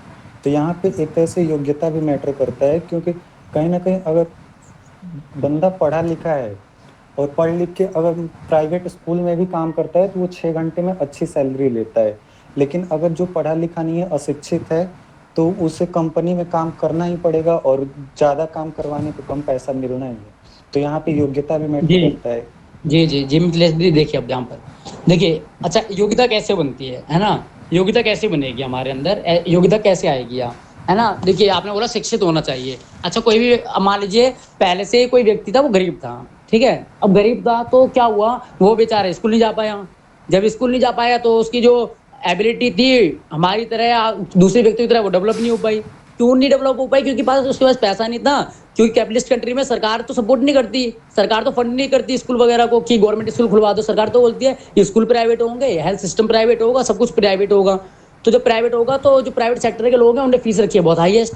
तो जिसकी वजह से बहुत सारे लोग हैं जो पहले से गरीब थे, ठीक है, वो लोग स्कूल ही नहीं जा पाए। जब स्कूल नहीं जा पाए, एबिलिटी डेवलप नहीं हुई उनकी। जब एबिलिटी डेवलप नहीं हुई तो उन्हें मजबूरी में ही कोई ना कोई ऐसा काम करना पड़ेगा जहाँ पर उनको सैलरी कम दी जा रही है। और जब मान लीजिए वो प्रोडक्शन में हेल्प कर रहे हैं, एक बिजनेसमैन है, वो 100 करोड़ का प्रोडक्शन, 100 करोड़ का प्रॉफिट कमाता है, तो 100 करोड़ में से बाकी जो लोगों को, 100 करोड़ में से जो बाकी लोग हैं उन्हें तो प्रॉफिट मिलेगा नहीं। जितना भी खर्चा आएगा वो हटा दिया जाएगा और जो पूरा प्रॉफिट होगा वो बिजनेसमैन रख लेगा। तो कहीं ना प्रोडक्शन जो किया है वो वर्कर्स ने किया है, तो उस प्रोडक्शन में उन वर्कर्स को प्रॉफिट से कुछ नहीं मिला वहां पर। और दूसरी बात जो आपने एबिलिटी वाली बोली थी, वो एबिलिटी डेवलप तो ऐसी होती है पढ़ लिख कर, लेकिन उनके पास क्योंकि शुरुआत से पैसा नहीं था तो वो आगे भी नहीं पढ़ पाए, नहीं आगे पढ़ पाए, एबिलिटी डेवलप नहीं हुई। तो इससे क्या होगा, उसकी जो आने वाली जनरेशन है वो भी गरीबी रहेगी, उनकी भी एबिलिटी डेवलप नहीं हो पाएंगे।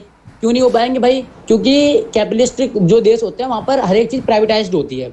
मैं आपको ये पॉइंट भी बताना भूल गया हूँ कि जो प्राइवेटाइजेशन होता है वो सबसे ज्यादा, प्राइवेटाइजेशन सबसे ज्यादा फेवर किया जाता है कैपिटलिस्ट लोगों के द्वारा। प्राइवेटाइजेशन को जमकर सपोर्ट किया जाता है कि हर एक चीज प्राइवेट होनी चाहिए, इंडिविजुअल हाथों में होनी चाहिए, गवर्नमेंट का जैसे मैं बताया कोई रोल नहीं होना चाहिए। तो जब आप बताइए, आप अमेरिका में एग्जाम्पल देता हूँ, जिसका अमेरिका है ना, अमेरिका में शायद आप जैसे कि एमबीबीएस वगैरह की डिग्री होती है हमारे यहाँ, तो उनके यहाँ भी होती है। अगर आप उस डिग्री को करते हो तो उस डिग्री को करने में लगभग आपके 1.5 से 2 करोड़ रुपए खर्च हो सकते हैं। 1.5 से 2 करोड़ लोग, करोड़ रुपए, है ना। आप अमेरिका में भी देखोगे ना, बहुत सारे घर ऐसे हैं जो 1.5-2 करोड़ तो साल में क्या, वो 2 सालों में भी नहीं कमा पा रहे, 2-3 सालों में भी। तो वो व्यक्ति फिर अपने बच्चों को कैसे पढ़ा पाएगा स्कूलों में, जिसके पास नहीं है पैसा? और क्योंकि गवर्नमेंट स्कूल्स नहीं है तो उसका फिर डेवलपमेंट कैसे होगा, एबिलिटी कैसे बिल्ड होगी उसकी कैपिटलिस्ट देशों में? ये समस्या है कहीं ना कहीं। तो भैया यहाँ पे इंडिया की अगर बात की जाए तो इंडिया में तो ऐसा नहीं है। इंडिया में तो प्राइवेट सेक्टर भी है और गवर्नमेंट सेक्टर भी है। तो फिर इंडिया क्यों भूखमरी से जूझती है? इंडिया में क्यों इतने गरीब है? मतलब एक बार क्वेश्चन रिपीट कर दिया ना, एक बार क्वेश्चन रिपीट कर देना। जैसे आपने कहा कि जैसे अमेरिका में मतलब हर चीज प्राइवेट सेक्टर में होता है, तो वहाँ पे मतलब जो पहले से ही गरीब हैं उनको मतलब पढ़ने के मतलब चांस नहीं मिल पाता है, वो नहीं जा पाते हैं, इसलिए मजबूरी में उन्हें कोई मतलब कंपनी वगैरह में काम करना पड़ता है जो भी। तो इंडिया में तो ऐसा नहीं है। इंडिया में तो स्टार्टिंग से ही गवर्नमेंट सेक्टर है और यहाँ पे 14 साल तक बच्चों को मतलब फ्री शिक्षा भी दी जाती है गवर्नमेंट सेक्टर में, बल्कि 12th तक दी जाती है। जी क्या होता है ना मिथिलेश, देखो जैसे मैंने बताया कि हर एक देश का अपना सिस्टम अलग अलग होता है, ठीक है। तो जो आपने क्वेश्चन किया उसका आपको आंसर उसमें सोशलिज्म में मिल जाएगा। क्योंकि जब इंडिया आज़ाद हुआ था तो इंडिया ने यूएसएसआर या हम बोले आज के टाइम पे जो रूस है हमारा, उससे ज़्यादा वो किया था, उस फेवर किया था, उसकी पॉलिसीज को ज़्यादा अपनाया था, अडेप्ट किया था। जो नेहरू जी थे हमारे, वो उनकी पॉलिसीज से ज़्यादा इम्पैक्टफुल थे। तो उसकी वजह से जब इन पॉलिसीज को अपना पाया, है ना। और अब देख पॉपुलेशन की बात की थी, रिसोर्सेज की, तो इंडिया में ऑलरेडी जो रिसोर्सेज है ना वो लिमिटेड है और जो पॉपुलेशन है बहुत ज्यादा हो चुकी है, जिसकी वजह से हर एक व्यक्ति को ना यहाँ पर मौका नहीं मिल पा रहा पढ़ने के बावजूद भी, है ना। और कहीं ना कहीं देखिए ये भी नहीं होता कि हर एक जगह जो एजुकेशन सिस्टम है वो परफेक्ट हो, कुछ तो हमारे एजुकेशन सिस्टम में भी कमियां होती हैं यहाँ पर। तो ये भी कुछ रीजंस हैं, आप देखोगे सोशलिज्म में कि क्या कमियां हैं सोशलिज्म की वजह से। और देखिए कुछ बच्चे कमेंट में बोल रहे हैं कि भाई इंडिया जो है मिक्स्ड इकोनॉमी को प्रमोट कर रहा है, तो मैं आपको बता देता हूँ। देखिए इंडिया ने कभी भी किसी भी एक इकोनॉमी को प्रमोट ही नहीं किया, है ना। आपने थ्योरेटिकली अपनी इकोनॉमिक्स के बुक में जरूर पढ़ा होगा कि India is a mixed economy, है ना। आपने इकोनॉमिक्स में जरूर पढ़ा होगा, आई एम श्योर। लेकिन मैं आपको आज सच्चाई बताता हूँ। देखो जब इंडिया आज़ाद हुआ तो इंडिया ने क्या बोला कि भाई हम मिक्स्ड इकोनॉमी को अपनाएंगे, ना कैपिटलिस्ट ना सोशलिस्ट। लेकिन हुआ क्या, जैसा कि मैंने आपको बताया, जो नेहरू जी थे वो ज्यादातर किसके पॉलिसी से इम्पैक्ट थे, किससे प्रभावित थे, ज्यादा किसको ज्यादा फेवर करते थे, यूएसएसआर को, रूस को। वो सोचते थे कि जो रूस की पॉलिसीज है सोशलिज्म की वो बहुत बेटर हैं। तो नेहरू जी ने क्या करा, ज्यादातर चीजों को सोशलिज्म के नजरिए से अपनाया। मतलब मुश्किल से 70-80% वहां हो गया था सोशलिज्म, और सिर्फ 20% दिखाने के लिए था कैपिटलिज्म। हम बात करते हैं 20 डिग्री तो 50-50 होना चाहिए, लेकिन 50-50 था ही नहीं। जैसे कि आपको पता है कि स्टार्टिंग में हर एक चीज प्राइवेट वो थी, नेशनलाइज्ड थी, है ना, राष्ट्रीयकरण हो रखा था हर एक चीज का, चाहे वो बैंकें हों, चाहे वो इंडस्ट्रीज हों, या जो बाकी चीजें हों। तो गवर्नमेंट कहाँ थी, वो गवर्नमेंट कैसे बोल रही है अपने आप को कि भाई हम मिक्स्ड इकोनॉमी है, जब आपने पूरी बैंकें प्राइवेट वो कर दी, गवर्नमेंट कर दी, नेशनलाइज्ड कर दी, हर एक इंडस्ट्रीज आपने नेशनलाइज्ड कर दी, है ना। और आप जो पॉलिसीज अपना रहे हो 5 ईयर प्लान, वो सोवियत संघ से प्रभावित होकर 5 ईयर प्लान अपना रहे हो आप, है ना। तो कहीं ना कहीं जो झुकाव था ना गवर्नमेंट का उस टाइम पर, वो थोड़ा सा सोशलिज्म की तरफ था। आशीष बात भैया, करते हैं, हाँ आयुष।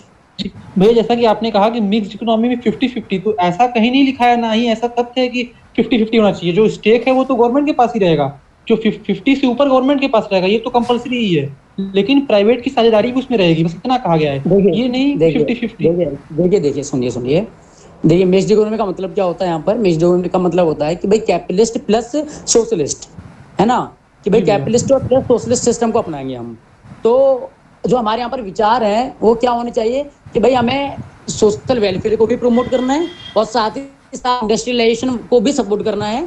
अपनी पॉलिसीज ऐसी अपनानी है जिससे हम ग्लोबलाइज्ड वर्ल्ड में अपनी इंडस्ट्रीज वगैरह को भी मौका दे सकें। लेकिन जब हम आज़ाद होते तो इंडियन गवर्नमेंट ने, आपको पता है, जो पॉलिसी अपनाई थी वो पूरी तरीके से एक ऐसी पॉलिसी थी जिसमें हम दूसरे देशों के साथ कोई व्यापार नहीं करते थे, कोई ट्रेड नहीं करते थे, कोई समझौता नहीं, है ना। मतलब सिर्फ इंडियन गवर्नमेंट को ये अथॉरिटी थी, ये राइट था कि वो दूसरे देशों से ट्रेड कर सके किसी भी मामले में। प्राइवेटाइज्ड कंपनियों को ये अथॉरिटी नहीं थी वहाँ पर। स्कूल्स जो थे हमारे पूरी तरीके से कहीं ना कहीं मैक्सिमम जो कर रखे थे गवर्नमेंट ने वो नेशनलाइज कर रखे थे, बैंकें नेशनलाइज कर रखी थी, इंडस्ट्रीज नेशनलाइज कर दी थी, है ना, सारी चीजें। तो कहीं ना कहीं ये हमें यहाँ पर साफ साफ नजर आ रहा है कि कितना गवर्नमेंट कैपिटलिस्ट को फॉलो कर रही है और कितना सोशलिस्ट को। तो जो मैक्सिमम पार्ट था इंडिया का, जो झुकाव था इंडिया का, वो तो सोशलिस्ट की तरफ था। मान लीजिए हम इस 50-50 कॉन्सेप्ट को एक्सेप्ट भी नहीं करते, लेकिन हमें इस बात को तो एक्सेप्ट करना पड़ेगा ना यहाँ पर कि जो मैक्सिमम पॉलिसीज थी हमारी वो सोशलिज्म से प्रभावित थी। समझे आयुष? भैया लास्ट वाला जो आपने पॉइंट कहा, ये थोड़ा सा कहेंगे दोबारा आप? हाँ, मैंने ये कहा कि सरकार ने जितनी भी पॉलिसीज को अपना रखा था वो सारी वो पॉलिसीज थी जो सोशलिज्म से उन्होंने इम्पैक्ट होकर अपनाई थी, है ना। मतलब सोशलिस्ट पॉलिसीज ज्यादा थी, चाहे वो इंदिरा गांधी जी हो, चाहे वो नेहरू जी हो। ज्यादातर जो उनका झुकाव था ना कैपिटलिज्म और सोशलिज्म है, वो सोशलिज्म की तरफ था। लेकिन मिक्स्ड इकोनॉमी ये कहता है हमें किसी भी एक तरफ नहीं झुकाव नहीं रखना, है ना, हमें दोनों को साथ में लेकर आगे बढ़ना है। लेकिन आपको इस बात का पूरी तरीके से अंदाजा होगा जब आपने पढ़ाई की होगी तो, कि भारत में ज्यादातर झुकाव था, ज्यादातर जो फॉलो भारत कर रहा था वो सोशलिज्म को कर रहा था। जैसे हमने सोवियत यूनियन था उसे 5 ईयर प्लान्स को अपनाया था, है ना। मैं आपको बताया बैंकों का राष्ट्रीयकरण, बैंकों को नेशनलाइज किया गया था। सारी जो इंडस्ट्रीज थी, मैक्सिमम इंडस्ट्रीज, ऐसे रूल्स एंड रेगुलेशंस, ऐसे टैरिफ लगाए गए थे जिसमें जो प्राइवेट इंडस्ट्रीज थी उसे बढ़ने का मौका ही नहीं दिया जाता था। गवर्नमेंट इंडस्ट्रीज को कंट्रोल कर दी थी, छोटी से छोटी बड़ी इंडस्ट्रीज तक को। तो ये पॉलिसीज क्या बता रहे हैं कि भारत का जो झुकाव था, भारत ज्यादातर जो सपोर्ट कर रहा था वो सोशलिज्म को। अच्छा, आज की बात करते हैं। आज जो हमारी गवर्नमेंट है वो ज्यादातर आपको पता है प्राइवेटाइजेशन की तरफ फोकस कर रही है। आपने देखा होगा स्टार्टिंग से जब से गवर्नमेंट आई है, बहुत सारी ऐसी चीजें जो पहले गवर्नमेंट के हाथों में थी आज वो प्राइवेटाइज हो चुकी हैं। बैंक भी हमारी कुछ ही बची हैं जो नेशनलाइज्ड हैं, बाकी जितनी बैंक थे वो मर्ज कर दी गई और प्राइवेटाइज कर दी गई। रेलवे का कुछ हिस्सा रेलवे नहीं, कुछ हिस्सा प्राइवेटाइज किया गया, है ना। एयरपोर्ट्स वगैरह प्राइवेटाइज किए गए, हमारे जो पोर्ट्स थे, है ना, उन्हें प्राइवेटाइज किया गया। तो अब जो हमारी गवर्नमेंट है कहीं ना कहीं देखो ज्यादातर प्राइवेटाइजेशन को सपोर्ट कर रही है। प्राइवेटाइजेशन किसका एक फीचर है, कैपिटलिज्म का है। तो अब कहाँ जा रही है थोड़ी हमारी गवर्नमेंट, झुकाव किसकी तरफ जा रहा है, कैपिटलिज्म की ओर जा रहा है। तो देखिए कोई भी कंट्री हो, प्योरली ना तो सोशलिस्ट है और ना कैपिटलिस्ट है। इस बात को आज हर एक बच्चा बिल्कुल याद कर ले, लिख ले कहीं पर, कि कोई भी देश दुनिया में 100% पूरी तरीके से ना तो कैपिटलिस्ट है और ना सोशलिस्ट है।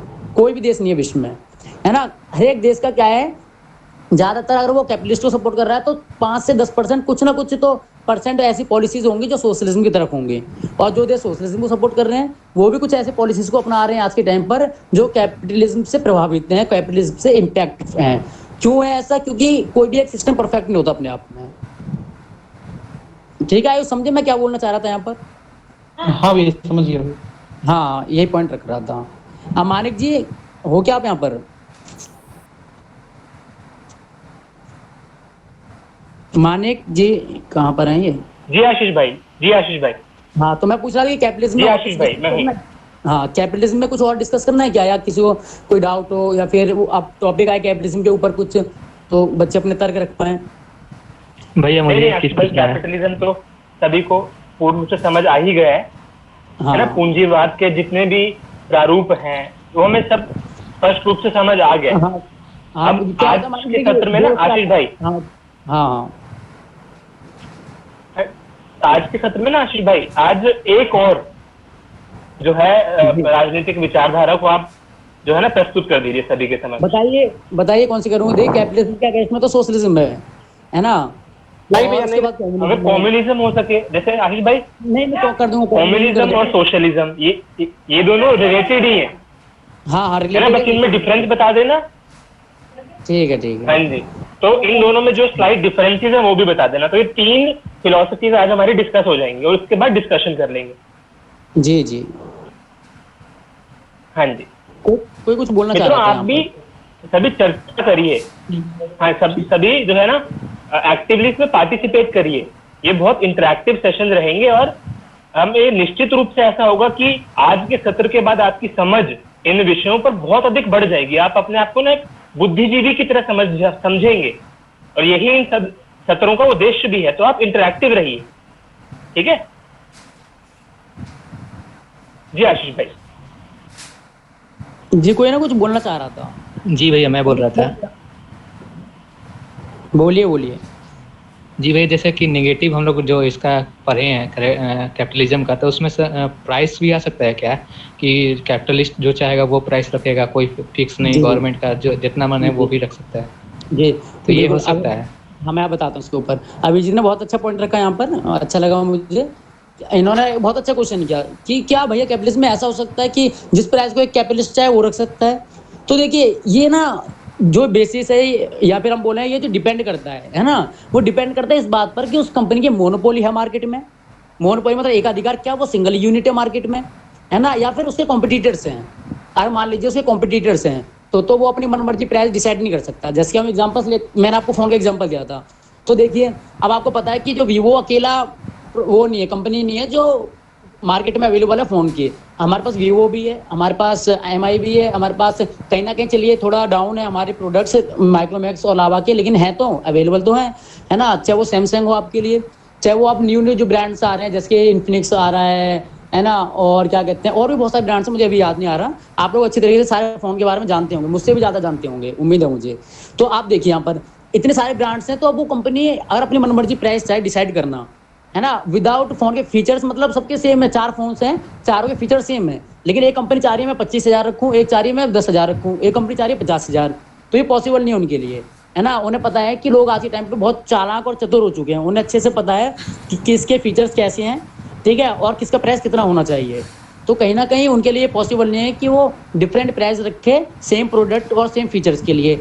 लेकिन अगर मान लीजिए एक ही कंपनी है फ़ोन की, एज्यूम कीजिए कि भाई मेरी एक शॉप है, मतलब मेरी कंपनी है ना, मान लीजिए सैमसंग का एग्जांपल ले लीजिए। सैमसंग अवेलेबल है मार्केट में बस, और इंडिया में कोई प्रोडक्ट ही नहीं है। अब जब सैमसंग कंपनी आएगी, चाहे कितना भी घटिया फ़ोन लेकर आए, मतलब मैं अपनी कंपनी में कोई भी घटिया फ़ोन लॉन्च कर दूँ और मैंने बोला कि इसका प्राइस 15,000 होगा, जिसे खरीदना है खरीदो, जिसे नहीं खरीदना मत खरीदो। तो इससे क्या होगा, जो गरीब व्यक्ति जिस पे पैसा नहीं है वो तो नहीं खरीद पाएगा, लेकिन जिन पे पैसा है वो लोग खरीद पाएंगे, और जो मोनोपोली क्रिएट की वजह से वो व्यक्ति अपनी मनमर्जी प्राइस रख पाएगा। जैसे मैंने बताया था कि जो टेलीकॉम सेक्टर में लोग हैं वो ये कोशिश कर रहे हैं कि मोनोपोली क्रिएट हो सके जियो की। जियो चाहता है उसकी मोनोपोली हो ताकि वो अपने मनमर्जी रेट ले सके, लेकिन प्रॉब्लम यहाँ पर एयरटेल जैसी कंपनियां अभी भी भारतीय बाजारों में जो पूरा कंपटीशन दे रही है जियो को, है ना। जैसे कि मैं बताता हूँ आपको, आज एग्जांपल ले लीजिए, आप मेट्रो का ले लीजिए, है ना। देखिए कोई भी किसी का ना पूरी तरीके से वो नहीं होता, रिप्लेसमेंट नहीं होता, है ना। लेकिन अभी मेट्रो मान लीजिए, आपको पता है पूरी तरीके से गवर्नमेंट नहीं है वो, है ना, प्राइवेटाइज्ड भी है वो, गवर्नमेंट भी है। तो अब वो लोग जितना प्राइस है, अब देखिए मेट्रो की जगह बस का प्रयोग करोगे, वो तो बिल्कुल आप सोचो कि मेट्रो से क्यों जाना, बस से चले जाओ, तो दोनों में डिफरेंस है ना, है ना, ट्रैफिक का डिफरेंस है, आने जाने का डिफरेंस है। लेकिन आप मेट्रो प्रयोग करते हो तो वो जितना प्राइस चाहते हैं वो डिसाइड कर सकते हैं। अब मान लीजिए इंडियन रेलवे है, इंडियन रेलवे की जगह ये रेलवे प्राइवेटाइज्ड होती है अगर, तो अब प्राइवेटाइज होती है तो रेलवे का आपके पास कोई दूसरा ऑप्शन नहीं है ना, आप इंडियन रेलवे के अलावा किसी दूसरे उसमें नहीं जा सकते थे। तो अगर किसी व्यक्ति की ये निजी कंपनी होती तो सोचिए वो प्रॉफिट के लिए कितना कितना प्राइस रखते। आज आप यहाँ से मान लीजिए जनरल उससे मतलब जो आपके जनरल कंपार्टमेंट्स होते हैं उनसे कहीं जाना चाहते हो, कितना भी दूर एक राज्य से दूसरे 150 रुपये 200 रुपये 300 रुपये लग जाता है ना, तत्काल में लेते हो तो महंगा लगता है। और यही किसी प्राइवेट व्यक्ति की होती, जैसे आपको पता है प्राइवेट ट्रेन आई थी बीच में, है ना, तेजस नाम था, क्या नाम था, आई थिंक ऐसे कुछ नाम था। तो उसने देखिए 1500 रुपये टिकट की ट्रेन वो रखी हुई थी, टिकट रखी हुई थी 1500 रुपये, और वहीं पे इंडियन जो रेलवे है वो सेम दूरी को सेम डिस्टेंस को तय कर रही थी सिर्फ 250 रुपये में। तो कहीं ना कहीं प्राइवेटाइज्ड में अगर मोनोपोली क्रिएट हो जाए ना किसी कंपनी की, तो ये हालत हो सकती है कि वो अपनी मनमर्जी दाम वसूलेगा। अभी तो उसकी बस ये नहीं है क्योंकि अभी मोनोपोली नहीं है किसी फील्ड में, लेकिन अगर मोनोपोली होगी किसी फील्ड में किसी कंपनी की तो आप समझ जाइए कि वो मनमर्जी प्राइस ले सकता है। जी भैया, बहुत बहुत धन्यवाद। मेरा एक क्वेश्चन है। हाँ शुल्क, हाँ, जैसे अभी बात हुई जो कंपटीशन होता है, मान लीजिए 4 कंपनीज हैं वो कॉम्पीट कर रही हैं, और इसलिए कॉम्पीट कर रही हैं कि सबसे सस्ता सामान कौन देगा, इसलिए कंज्यूमर को फ़ायदा होता है। तो ये एक जो फीचर है कि सस्ता सामान कौन देगा कंपटीशन में, ये कुछ ना कुछ यहाँ पे सोशलिज्म भी दिखता है, क्योंकि सोसाइटी का वेलफेयर करने के लिए भले से ही वो प्रॉफिट कमाने के लिए कम कर रहे हैं दाम, लेकिन एक एज ए कंज्यूमर जब सोचेगा थोड़ा सा आप उसको लगेगा कि हाँ अगर अकेला होता तो ज़्यादा कम इनकम हो चाहिए, और जब कंपटीशन हो रहा है, जब कैपिटलिज्म दिख रहा है तो मुझे कम कीमत पे सामान मिल रहा है, तो कम या ज़्यादा तो सोशलिज्म यहाँ पे कैपिटलिज्म के अंदर दिख रहा है। तो इस बात से कितना एग्री करते हैं आप? जी अंशुल ने भी बहुत बड़े प्रश्न पूछा। देखिए क्या होता है ना इस बारे टॉपिक पर कि जैसे मान लीजिए इंडियन कंपनी का एग्जांपल लिया था यहाँ पर, है ना, कि 4 कंपनियां हैं यहाँ पर, एक सेकंड रुकना, एक सेकंड, हाँ कि 4 कंपनियां हैं, ठीक है। अब उन 4 कंपनियों में कंपटीशन हो रहा है, तो देखिए वो चाहते नहीं कंपटीशन हो, वो नहीं चाहते, वो चाहते हैं कि हम प्रॉफिट कमा सकें, मिलजुल कर कमाएं। लेकिन उनके जो विचार है ना, जो उनके ओनर्स हैं, उनके जो विचार है आपस में मिल नहीं पा रहे, है ना। तो उनके विचार ना मिलने की वजह से वो लोग क्या करेंगे, अब क्या कहते हैं, मजबूरी में प्राइस कम करेंगे, है ना। जैसे मैंने फ़ोन का एग्जांपल दिया था, तो उनके आपस में जो मालिक है ओनर से उनके विचार नहीं मिल रहे, तो वो ना सोच रहे हैं कि हम ज़्यादा से ज़्यादा आगे बढ़ें, इसलिए उन्हें मजबूरी में प्राइस कम करने पड़ रहे हैं। लेकिन अंशुल क्या होता है ना, एक ना मार्केट होती है, उस मार्केट का नाम ना ओलिगोपोली मार्केट होता है, अल्पाधिकार, है ना, इकोनॉमिक्स में अल्पाधिकार। उस मार्केट में पता है क्या होता है, वो मार्केट 2 तरीके की होती है। एक तो होती है जहाँ पर एक दूसरे कॉपरेट करते हैं, तो उसे बोलते हैं कॉपरेटिव ओलिगोपोली, और एक होता है जहाँ पर कॉपरेट नहीं करते। तो अगर मान लीजिए 4 कंपनियां हैं आपस में मीटिंग करें, जैसे कि एक बार हुआ था, मैं बताता हूँ, अमेरिका में क्या हुआ, 1920 के आसपास एक कंपनी थी स्टील की कंपनी थी। तो उसने क्या किया, वो सबसे बड़ी कंपनी थी, सबसे पहली पूरी वर्ल्ड की, मतलब 1 बिलियन जो मार्केट था वो पूरा किया था उसने। तो उस कंपनी ने पता क्या किया, वो परेशान थी कि हम लोग कंपटीशन की वजह से ना मजबूरी में प्राइस कम कर देते हैं, जनता फायदा उठा रही है, तो क्यों ना मीटिंग करके डिसाइड कर लें और आपस में कोऑपरेट करें, एक प्राइस डिसाइड कर लें, और चारों मिलकर ना उसी प्राइस में प्रोडक्ट बेचें, चाहे कुछ भी हो, चाहे कंपनी को फायदा हो किसी या किसी को घाटा हो। तो ऐसे किया गया, उसके मालिक ने क्या किया, कंपनी के सारे स्टील बनाने वाली कंपनियों को बुलाया और मीटिंग रखवाई और बोला कि देखिए हम आपस में कंपटीशन करते हैं, इसकी वजह से क्या हो रहा है, हमें घाटा हो रहा है, हम प्रॉफिट कम कमा पा रहे हैं, तो एक काम करते हैं, हम आपस में कोऑपरेट करते हैं और हम ना मिलकर डिसाइड करते हैं कि हमारे प्रोडक्ट से प्राइस क्या होना चाहिए, और लगभग सेम रखते हैं, जिससे ना कंज्यूमर को मजबूरी में उस प्राइस में प्रोडक्ट खरीदना पड़े। तो उनने जब इस चीज़ को सक्सेस किया ना, कंज्यूमर की हालत बहुत ख़राब हो गई, बहुत ख़राब। वो तो आपस में कोऑपरेट कर गए, है ना, और एक हाईएस्ट प्राइस डिसाइड कर दिया। अब 4 कंपनियां थी, चारों कंपनियों पे सेम प्राइस मिल रहा था उन लोगों को। तो इस वजह से क्या हुआ, जनता कहीं ना कहीं यहाँ पर और ज़्यादा पिछड़ गई, जनता को मजबूरी में महंगे दामों में प्रोडक्ट खरीदना पड़ रहा था। तो कहीं ना कहीं ये एक तरीके से सोशलिज्म का फीचर तो नहीं है, लेकिन ये मजबूरी है उन लोगों के लिए। जब वो लोग आपस में कोऑपरेट नहीं कर पाते ना, तब प्राइस कंपटीशन होता है। प्राइस कंपटीशन में ना एक कंपनी को घाटा होता है, जनता को फायदा होता है।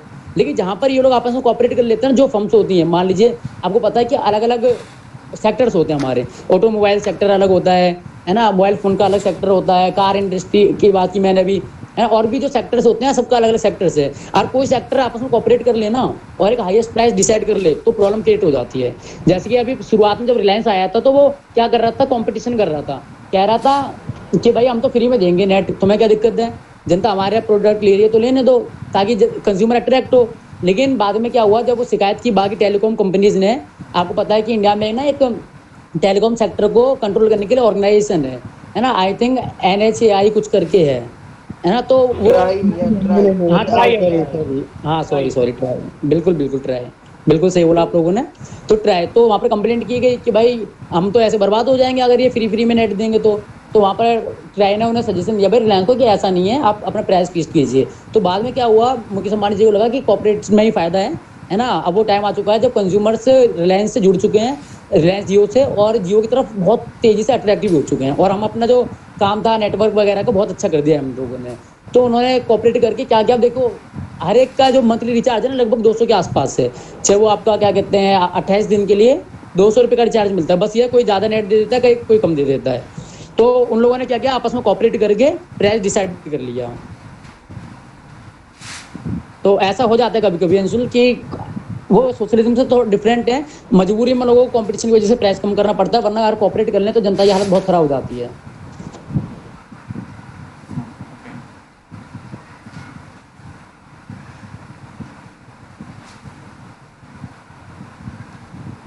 और कोई कैपिटलिज्म के ऊपर कुछ, नहीं तो हम आगे बढ़ते हैं, अपना बच्चे डिमांड कर रहे हैं शायद कम्युनिज्म और सोशलिज्म की भी, तो आप लोग बता दीजिए, वैसा करते हैं हम। भैया एक क्वेश्चन और है मेरा। हाँ जल्दी से बोलिए। जैसे कि कैपिटलिज्म में सरकार को रोल इसलिए नहीं दिया गया क्योंकि वो छोटे लोगों को दबा देती है या उसके ऊपर शासन करती है, तो कैपिटलिज्म का भी तो यही है, उसमें भी तो छोटे लोगों को ज़्यादा पावर नहीं दिया जाता है, जो बड़े बड़े लोग होते हैं वही उस पर मतलब शासन करते हैं, तो ये कैसे होगा?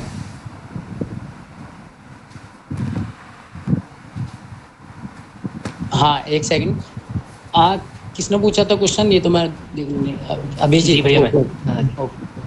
हाँ तो अभिजीत क्या होता है इसमें कि जो कैपिटलिज्म बनाया गया है ना, तो वहाँ पर ये कल्पना की गई थी कि फ्री मार्केट रहेगा, तो फ्री मार्केट में हर एक व्यक्ति को ना इंडिपेंडेंट होगा वो इंडस्ट्रीज ओपन करने के लिए। जब शुरुआत में जिसका ये कॉन्सेप्ट बनाया गया था, तो सोचा अमीर हो या गरीब हो, equality opportunities of equality of opportunity तो इक्वल है सबके लिए, सबको तो हम मौका दे रहे हैं ना। अब जो कोई कर पा रहा है कोई नहीं कर पा रहा है ना।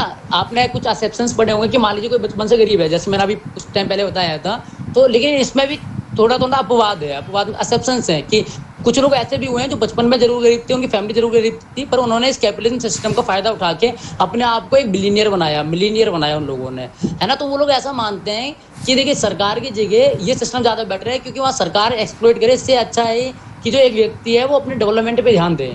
और जो बाकी सिस्टम्स है ना, वहाँ पर जो आइडियोलॉजिकली देखा जाए, बुक्स में देखा जाए, थ्योरेटिकली देखा जाए, तो वो सिस्टम ना बड़े अच्छे लगते हैं सुनने में, पढ़ने में, है ना। बोला जाता है कि कोई भेदभाव नहीं होगा, कोई सरकार एक्सप्लॉइटेशन नहीं करेगी, लेकिन बाद में ना जो सिस्टम होता है ना वो खराब हो जाता है। जो कुछ लोग होते हैं वो अपने निजी फायदे के लिए सरकार में भी करप्शन शुरू कर देते हैं, और ऐसा सिस्टम जो होता है डेमोक्रेटिक सिस्टम से या बाकी सिस्टम से ना उसे अथॉरिटियन में चेंज करते हैं, ऑटोक्रेसी में चेंज करने का प्रयास करते हैं। तो यहाँ पर जब कल्पना की गई थी तब ऐसा नहीं सोचा था कि एक्सप्लॉइटेशन होगा, है ना। एक्सप्लॉइटेशन जब हुआ तो उन्होंने बोला कि कैपिटलिज्म से अच्छा कोई विकल्प ही नहीं है।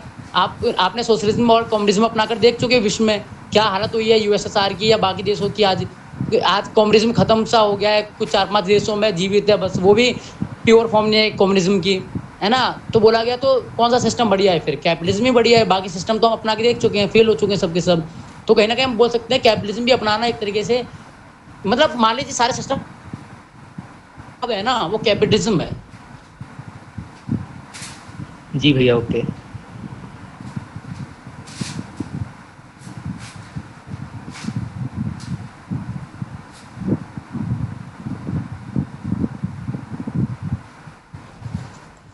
तो सोशलिज्म स्टार्ट करूंगे, फिर सोशलिज्म समाजवाद, नहीं भैया कम्युनिस्ट। चंदन बड़ा प्रभावित लग रहा है मुझे कम्युनिस्ट से। वो मैं ये पूछ रहा था ना यहाँ पर कि कुछ बच्चे हो सकता है हिंदी मीडियम में भी हो, तो मैं पूछ रहा था कि हिंदी में या कुछ बच्चे इंग्लिश में ही हो रहे, थोड़ा दिक्कत तो नहीं हो रही ना किसी को भाषा की वजह से, इंग्लिश या हिंदी की वजह से किसी को कोई प्रॉब्लम तो नहीं हो रही ना लैंग्वेज की वजह से? नहीं भैया नहीं भैया भैया मुझे एक डाउट है। हाँ बोलिए रोहित। हाँ पूछना था, यदि हेल्दी कंपटीशन होता है किसी भी समाज में, तो ये जरूरी नहीं है कि वो सोशल वेलफेयर को ही प्रमोट करे? मतलब ऐसा होता है ना, क्योंकि जैसे मान ले किसी समाज में कि मान ले कि एक पुअर और एक रिच है, ठीक है, और रिच कोई हाँ। अपनी कंपनी को प्रमोट कर रहा है, ठीक है, लेकिन पुअर के पास तो वैसा कोई रिसोर्स वगैरह तो नहीं है, तो अगर प्रमोट नहीं, वो तो अपना एक कंपनी भी खड़ा नहीं कर सकता, तो यानी इससे तो इनक्वालिटी बढ़ रहा है ना, मतलब कैपिटलिज्म का ये तो हाँ, ये demerit- कैपिटलिज्म का डीमेरिट है, ये कैपिटलिज्म का डीमेरिट है तो कि इसके लिए तो हाँ बोलिए बोलिए। रोहित। नहीं ना बोलिए।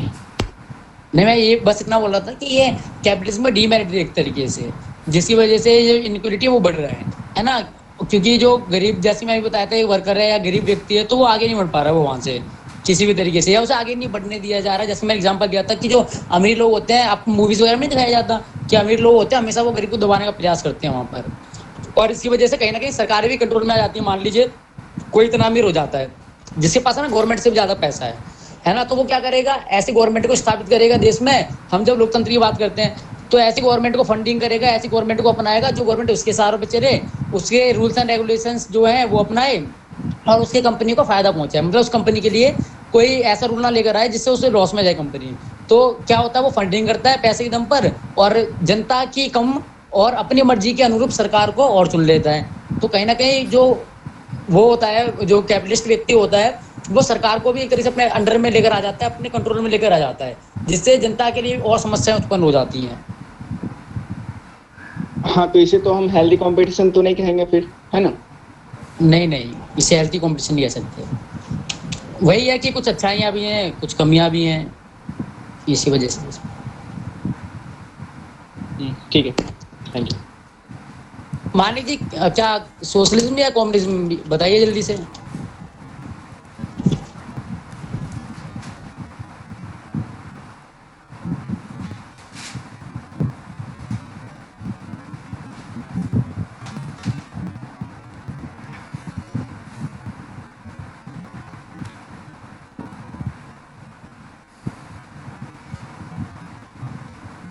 अंशुल क्या बोल रहे हो तुम, मतलब समझ में नहीं आया। नहीं, कोई कहना है कि अलग अलग जो एक्सपर्ट्स होते हैं, साइंटिस्ट होते हैं, वो अलग अलग व्यूज से देखते हैं, तो कहते हैं हेल्दी कॉम्पिटिशन ही है, अलग अलग देखने का नजरिया है अपना, लेकिन कुछ यूनिवर्सल चीज़ें हैं जो मानते हैं, जैसे कैपिटलिज्म में मुझे लगता है कि हेल्दी कॉम्पिटिशन नहीं होता, तो बाकी सब अपने देखने का नजरिया है जैसा। हाँ जी बिल्कुल, अलग अलग जो पॉलिटिकल फिलोसोफर्स है उन्होंने अलग अलग तरीके से इस चीज़ को देखा। इकोनॉमिस्ट लोगों ने, है ना, कुछ लोगों ने बोला कि भाई हाँ ऐसा हो जाता है, कुछ लोग मानते हैं कि नहीं ऐसा नहीं होता। वही है कि जिसने जैसे अपने विचारों को प्रस्तुत किया उसके अकॉर्डिंग। अच्छा, क्या स्टार्ट करूँ, जल्दी बता दीजिए।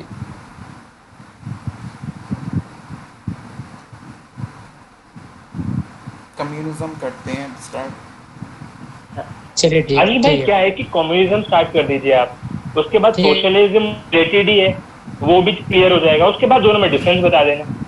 हाँ ठीक है। सोशलिज्म देखिए क्या हाँ जी। है, जो कम्युनिज्म है ना वो सोशलिज्म का एक तरीके से पार्ट है। हम बोले हैं कि सोशलिज्म की प्रक्रिया से ना कम्युनिज्म आया है ना, सोशलिज्म के तहत कम्युनिज्म आया है। ये जो कम्युनिज्म है आपका एक बहुत ब्रॉड कॉन्सेप्ट है, उससे छोटे छोटे कॉन्सेप्ट निकले हैं। चलिए ठीक है, मैं कम्युनिज्म को स्टार्ट कर रहा हूँ। आशीष भाई, ये कहा जाता है कि सोशलिज्म का चाइल्ड ही है कम्युनिज्म, तो सोशलिज्म बड़ी नहीं चीज है। ये कुछ पॉलिटिकल फिलोसोफर्स ने बोला है ऐसा, लेकिन वो गलत बोला है बहुत, है ना। इसके बहुत इस पे, क्योंकि सबसे पहले ना कम्युनिज्म आया, वो सोशलिज्म आया था, और मार्क्स के विचारों का, मार्क्स दोनों विचार मार्क्स ने दिए, कार्ल मार्क्स ने सोशलिज्म भी दिया है और कैपिटलिज्म भी मार्क्स ने ही दिया है ना। लेकिन बोला गया कि देखिए, जो एक जैसे मान लीजिए आपको कहीं जाना है, तो जाने के लिए आप किसी रास्ते का प्रयोग करोगे, तो जो कम्युनिज्म का रास्ता है ना वो सोशलिज्म भी होकर गुजरा है। वो आपको अच्छे से क्लियर हो जाएगा जब मैं आपको अभी डिफाइन करूंगा ना चीजें, तो आप खुद ही इस बात को समझ जाओगे कि कौन सा रास्ता कहाँ से गुजरता है। ठीक है, चलिए आ जाते हैं हम कम्युनिज्म पर। तो आप सभी लोगों को बता दूं कि सबसे पहले कम्युनिज्म की बात करते हैं तो फादर देखते हैं कम्युनिज्म के, तो कार्ल मार्क्स, है ना। आपने बहुत ही भली बात है, बहुत ही ज़्यादा अच्छे से कार्ल मार्क्स का नाम सुना होगा, है ना। जो कार्ल मार्क्स हैं वो पिता कहे जाते हैं, फादर ऑफ कम्युनिज्म कहे जाते हैं, जो उन्होंने सबसे पहले जो विचार रखे थे ना कम्युनिज्म के ऊपर, तो वो कार्ल मार्क्स ने रखे थे।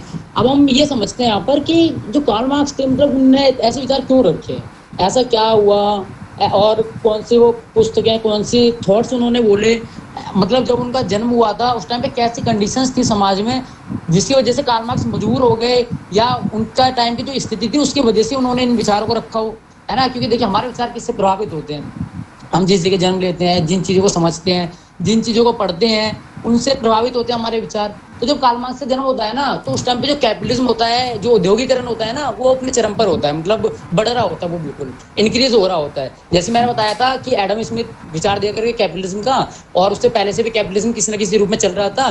तो जब कार्ल मार्क्स का जन्म होता है तो बेसिकली जो कार्ल मार्क्स होते हैं वो जर्मनी के होते हैं, है ना, जर्मनी के होते हैं वो। तो वो देखते हैं कि चल क्या रहा है। उन्होंने बचपन से देखा कि एक वर्कर फैक्ट्री में जाता है, काम करवाते हैं उससे ज़बरदस्ती, चाइल्ड लेबर हो रहा है ना, फीमेल्स के भी साथ क्या कहते हैं गलत व्यवहार हो रहा है, और जो एक वर्कर है उसकी हालत कितनी ख़राब हो चुकी है ना। अलग अलग थ्योरीज दी कार्ल मार्क्स ने, अपनी बहुत सारी थ्योरीज दी। उन्होंने पूरी तरीके से कैपिटलिज्म पर प्रहार किया, और उन्होंने बोला कि जो कैपिटलिज्म जो सिस्टम अभी चल रहा है वो कितना ख़राब सिस्टम है, यहाँ पर समाज वर्गों में बट गया है। उन्होंने बोला कि जो समाज है दो वर्गों में बट गया है ना। एक का नाम उन्होंने रखा बोर्गोइस, और दूसरे का नाम रखा प्रोलिटेरियन या प्रोलिटेरियट। यहाँ पर बोर्गोइस का मतलब उन लोगों से है जो अमीर हैं, जिनके पास फैक्टर्स ऑफ प्रोडक्शन की ओनरशिप है ना। जो कैपिटलिस्ट लोग हैं, जो बिजनेस सेक्टर के लोग हैं, जिनके पास पैसा है, जो रिचेस्ट पर्सन्स हैं, उनको कार्ल मार्क्स ने बोर्गोइस ग्रुप बोला। और दूसरा ग्रुप बोला प्रोलिटेरियट, है ना, उन्होंने अपने शब्द दिए इसके लिए अलग से। तो प्रोलिटेरियट उस ग्रुप को बोला गया जो वर्किंग क्लास था, जो क्या कहते हैं वर्क करता था किसी भी इंडस्ट्री या फैक्ट्री में। तो जब कार्ल मार्क्स का जन्म होता है ना, तो उसी टाइम पर स्टार्टिंग होती है क्या कहते हैं इसकी आपकी कैपिटलिज्म की। कैपिटलिज्म चल रहा होता है, औद्योगिकरण चल रहा होता है। औद्योगिकरण समझ रहे हो ना आप, इंडस्ट्रियलाइजेशन। तो उस टाइम पे इंडस्ट्रियलाइजेशन चल रहा होता है। तो मार्क्स आते हैं, और मार्क्स इन सब चीज़ों को देख के ना बड़े दुखी होते हैं। उनकी मतलब उनके मन में ना ये बड़े क्वेश्चन उठते हैं कि भाई ये कैसी लाइफ जी रहे हैं, मतलब हमारे वर्कर्स लोगों की लाइफ क्या है। सुबह जॉब पर जाना, 12 घंटे 10 घंटे 8 घंटे जॉब करना, शाम को घर पे आना, बस खाना पीना खाना, सो जाना, फिर सुबह जॉब पर जाना। तो मतलब ये जो स्थिति खराब हुई है, उनका मानना था कैपिटलिस्ट सोसाइटी की वजह से हुई है। उनका मानना था ये जो कुछ एक लोग हैं जो अपने निजी हित के लिए, प्रॉफिट के लिए वर्कर्स की हालत को ख़राब करने के जिम्मेदार हैं। उन्होंने बोला कि जो समाज है वो दो ग्रुप में बांटा है, वो कैपिटलिस्ट लोगों ने बांटा है। और उन्होंने अपने विचार रखे कि एक दिन ऐसा दिन आएगा जब ये सारे वर्कर्स इस सिस्टम से तंग आ जाएंगे, जब ये वर्कर्स इस सिस्टम से दुखी होकर अपने आंदोलन करेंगे, है ना। और जो ये आंदोलन होगा ना, ये आंदोलन किसका होगा, वर्किंग क्लास का। किसके अगेंस्ट में, कैपिटलिस्ट क्लास के, बोर्गोइस जो ग्रुप था उसके अगेंस्ट में। कार्ल मार्क्स ने ये बातें लिखी हैं, है ना। कार्ल मार्क्स ने ये सारी अपनी जो बुक्स थी, कार्ल मार्क्स ने काफ़ी बुक्स लिखी हैं, द जर्मन आइडियोलॉजी, है ना, दास कैपिटल, है ना, द कम्युनिस्ट मैनिफेस्टो। सबसे पहले उन्होंने जो बातें रखी थी, एक तरीके से वो बुक नहीं थी, उन्होंने अपना पूरा मैनिफेस्टो पेश किया था, कम्युनिस्ट मैनिफेस्टो। और कार्ल मार्क्स के एक बड़े प्रिय मित्र थे, है ना, फ्रेडरिक ईगल। तो जो ईगल थे वो कार्ल मार्क्स के मित्र थे, और उन्होंने भी कार्ल मार्क्स को जमकर सपोर्ट किया था, दोनों ने मिलकर।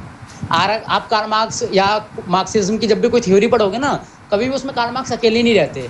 उनके जो दोस्त हैं, जैसे मैंने बताया फ्रेडरिक ईगल जो होते हैं, उनका हमेशा सपोर्ट करते हैं। तो इसी तरीके से कम्युनिस्ट मैनिफेस्टो हो या द जर्मन आइडियोलॉजी हो, या जो बाकी बुक्स भी थी कार्ल मार्क्स के, उनमें इनका भी उतना ही रोल है जैसे कार्ल मार्क्स का। तो दोनों ने मिलकर इन स्थिति को देखा, ऑब्जर्व किया, और बोला कि स्थिति बड़ी ख़राब है भाई। ऐसी स्थिति के बाद वर्कर एक दिन जरूर जागरूक होगा, और वो जब जागरूक होगा तो इनके खिलाफ क्रांति छेड़ेगा। किनके खिलाफ, कम्युनिस्ट लोगों के, कैपिटलिस्ट लोगों के खिलाफ। वर्क जो रिचेस्ट पर्सन है, जो जिनने ओनरशिप कर रखी है फैक्टर्स ऑफ प्रोडक्शन पे, उसके खिलाफ। कार्ल मार्क्स कहते थे कि इंडिविजुअल प्रॉपर्टी या इंडिविजुअल ओनरशिप किसी भी समाज के लिए बड़ी घातक है, खतरनाक है। वो मानते थे कि अगर प्राइवेट प्रॉपर्टी होगी, हर किसी के पास अपने निजी संपत्ति होगी, तो इससे समाज में असमानता बढ़ेगी। इसमें समाज में जिस लोगों पे ऑलरेडी पैसा है वो और अमीर हो जाएगा, और जो वर्किंग क्लास के लोग हैं वो और गरीब हो जाएंगे। उनकी स्थिति मिडिल क्लास से घटकर लोअर क्लास में आ जाएगी, और वो सिर्फ अपना जीवन व्यतीत करने के लिए 2 रोटी से ज़्यादा कभी जीवन में आगे नहीं बढ़ पाएंगे।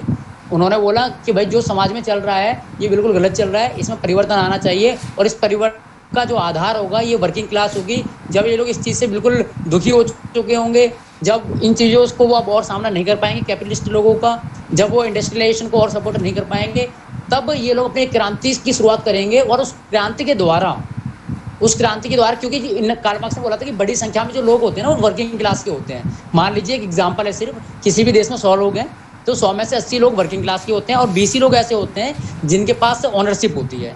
कार्ल मार्क्स ने ऐसा कहा। तो उन्होंने बोला क्योंकि ये बड़ी संख्या में, तो ये लोग जब क्रांति करेंगे तो उस क्रांति में सारे कैपिटलिस्ट सोसाइटी को उखाड़ फेंक दिया जाएगा और एक ऐसा सिस्टम कायम होगा देश में जिस सिस्टम में कोई कैपिटलिस्ट नहीं होगा, कोई प्राइवेट प्रॉपर्टी नहीं होगी, कोई, उन्होंने बोला सरकार भी नहीं होगी। यहाँ तक कि कार्ल मार्क्स ने बोला कोई सरकार नहीं। वो तो सरकार के सख्त विरोधी थे।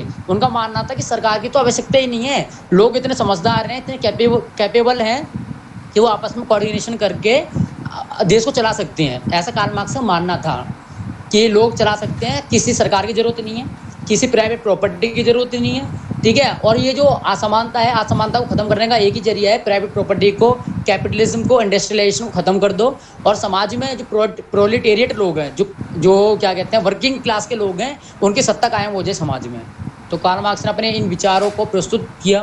तो कार्ल मार्क्स से आप विचार देखिए क्या कह रहे हैं Karl Marx, stateless society. Stateless society मतलब कोई गवर्नमेंट नहीं, कोई अथॉरिटी नहीं। कार्ल मार्क्स ने बोला कि देश को चलाने के लिए कोई अथॉरिटी नहीं चाहिए। कार्ल मार्क्स ने क्या बोला कि प्राइवेट प्रॉपर्टी खत्म कर दो, जो हर एक चीज़ पे अधिकार होगा ना वो कम्युनिटी का होगा, पूरे समाज का होगा, किसी का कोई अधिकार नहीं। कोई ये नहीं बोल सकता ये मेरा घर है, ये मेरा खेत है, ये मेरे उद्योग है। सारे जो उद्योग हैं वो पूरे समाज के नियंत्रण में होने चाहिए, लोगों के नियंत्रण में होने चाहिए। जो लोग हैं वो जो मतलब जो लोग हैं वही उन सब चीज़ों पर शासन करेंगे, कोई किसी का नहीं। जैसे आज हम बोलते हैं ना कि ये मेरा घर है, ये मेरा प्लॉट है, ये मेरी इंडस्ट्री है, तो कार्ल मार्क्स ने बोला ये मेरा देर है, ये सब होने नहीं चाहिए। समाज में लोग मिलजुल कर एक साथ रह सकते हैं। जो वर्किंग क्लास के लोग हैं वो इस सिस्टम को खत्म कर देंगे, कैपिटलिस्ट सिस्टम को। उन्होंने अपने विचार रखे। तो कहीं ना कहीं देखिए, आप सोचिए, देखिए कार्ल मार्क्स किसे फेवर कर रहे हैं, स्टेटलेस सोसाइटी। अरे भाई, स्टेट के बिना तो एक तरीके से देखा जाए तो असंभव है कुछ भी हो पाना, चल पाना। तो ये जो व्यू है ना उनके इस व्यू को कहा गया यूटोपियन व्यू, है ना। मतलब एक आइडियल व्यू कहा गया, एक परफेक्ट सोसाइटी की कल्पना की गई कार्ल मार्क्स के द्वारा। क्योंकि परफेक्ट सोसाइटी में क्या बोला कार्ल मार्क्स ने कि लोग अपने आप में एक साथ मिलजुल कर रह सकते हैं, एक साथ मिलजुल कर सभी चीज़ों पर उनका अधिकार होगा, किसी का मेरा तेरा नहीं होगा, सभी लोगों को उनकी आवश्यकता के अनुसार मिले। कार्ल मार्क्स ने एक बहुत ही अच्छी लाइन बोली थी उन्होंने, मतलब उनके अकॉर्डिंग, मेरे अकॉर्डिंग अच्छी नहीं, उनके अकॉर्डिंग उन्होंने बोला था फ्रॉम क्या कहते हैं, according to their ability to according to their each needs. मतलब हर एक व्यक्ति जो है उसकी एबिलिटी से लेकर उसकी जो नीड्स हैं उसमें चीज़ों को बांटा जाना चाहिए। मतलब लोगों को एबिलिटी के आधार पर नहीं, लोगों के पास जो संपत्ति है वो एबिलिटी के आधार पर नहीं, उनकी आवश्यकता के अनुसार। कि भाई किसी को थोड़ी आवश्यकता है तो उसे थोड़ा दे दो, किसी को ज़्यादा आवश्यकता है तो उसे ज़्यादा दे दो। मतलब जिसको जितना आवश्यकता है वो रख ले, कोई बंटवारा नहीं किसी चीज़ का। मतलब मान लीजिए एक फील्ड है, खेत वगैरह है ना, तो वहाँ पर जो प्रोडक्शन है सब मिलजुल कर करेंगे, ऐसा कार्ल मार्क्स ने अपने व्यू रखे थे। तो और ये जो व्यू है, इसी व्यू को कम्युनिज्म या साम्यवाद कहा गया। क्या कहा गया साम्यवाद में? सबसे पहले तो जो साम्यवाद है वो बिल्कुल कट्टर विरोधी है आपकी कैपिटलिस्ट का, पूंजीवाद का। वो लोग कहते हैं कि पूंजीवाद ने ही समाज में बंटवारा करवाया है, पूंजीवाद की वजह से असमानता है, पूंजीवाद की वजह से ये जो वर्ग है जिसे हम वर्किंग क्लास कहते हैं वो बर्बाद हो गया है। और इनकी वजह से एक वर्ग का, मतलब जो प्रोडक्शन कर रहा है व्यक्ति, उसका अपने प्रोडक्ट से रिश्ता खत्म हो गया है। और जो प्रॉफिट है वो प्रॉफिट सिर्फ और सिर्फ जो ऑनरशिप रखते हैं फैक्टर्स ऑफ प्रोडक्शन पे, उन लोगों के हाथ में जाता है, कैपिटलिस्ट लोगों के हाथ में जाता है, बोर्गोइज जो क्लास है उसके हाथ में जाता है। और ये जो अमीर है अमीर होते जा रहे हैं और जो गरीब है और गरीब होते जा रहा है। और कार्ल मार्क्स ने इन सबका कारण एक ही चीज़ को बताया, कैपिटलिज्म को। यहाँ तक कि कार्ल मार्क्स महिला पुरुष में असमानता मानते थे कैपिटलिज्म की वजह से, वो मानते थे समाज में कुछ बुरा है तो कैपिटलिज्म की वजह से। मतलब जिस टाइम पे वो क्या कहते हैं कार्ल मार्क्स का जन्म हुआ, उस टाइम पे जो सब कुछ गड़बड़ थी ना वो कैपिटलिज्म की वजह से थी, और ऐसा वो मानते थे, कार्ल मार्क्स मानते थे। ठीक है, तो कार्ल मार्क्स ने ये थ्योरी दी कि एक दिन लोग जागरूक होंगे और जागरूक होने के बाद आंदोलन करेंगे प्रोलेटेरिएट लोग, और इस आंदोलन के द्वारा स्टेट को खत्म कर दिया जाएगा, क्योंकि जो स्टेट है ना वो कैपिटलिस्ट लोगों के हाथ में होता है। कार्ल मार्क्स ने ये बात भी बोली थी कि जिस पे पैसा है उसी की अथॉरिटी होती है, और अथॉरिटी चाहे कुछ भी लेकर आ जाओ, लोकतंत्र लेकर आ जाओ या कुछ भी, अथॉरिटी उसी की सुनती है जिसपे पैसा होता है। तो ये जो अथॉरिटी है लोगों को पागल बनाती है, वो बोलती है कि हम वर्किंग क्लास के लिए काम कर रहे हैं, लेकिन हकीकत में वो वर्किंग क्लास के लिए कोई काम नहीं करते। वो सारे जो काम है वो बोर्गोइज क्लास के लिए करते हैं, जो अमीर लोग हैं, रिचेस्ट पर्सन है, उनके लिए करते हैं। तो अथॉरिटी होनी ही चाहिए, और सभी लोग जो है अपने आप को खुद ही नियंत्रित कर सकते हैं, खुद ही अपने आप को चला सकते हैं।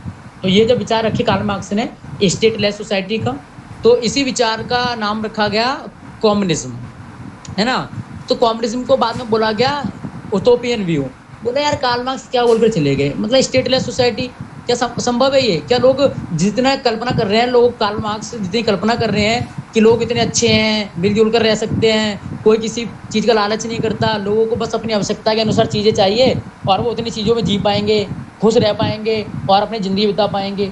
तो उन मतलब ऐसा लगा बाकी लोगों को, यार ये इम्पॉसिबल चीज़ है, ये प्रैक्टिकली असंभव है कि जो लोग हैं इतने अच्छे हैं। मतलब सिर्फ कार्ल मार्क्स की कल्पना में लोग अच्छे हो सकते हैं, पर हकीकत में लोग अच्छे नहीं हैं। हकीकत में जो लोग हैं वो लालची हैं, सेल्फिश हैं।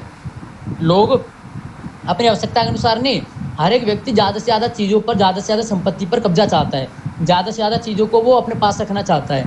तो इसलिए कार्ल मार्क्स के जो व्यूज़ हैं उन्हें बोल दिया गया उटोपियन व्यू, मतलब वो जो रियलिटी में संभव ही ना हो।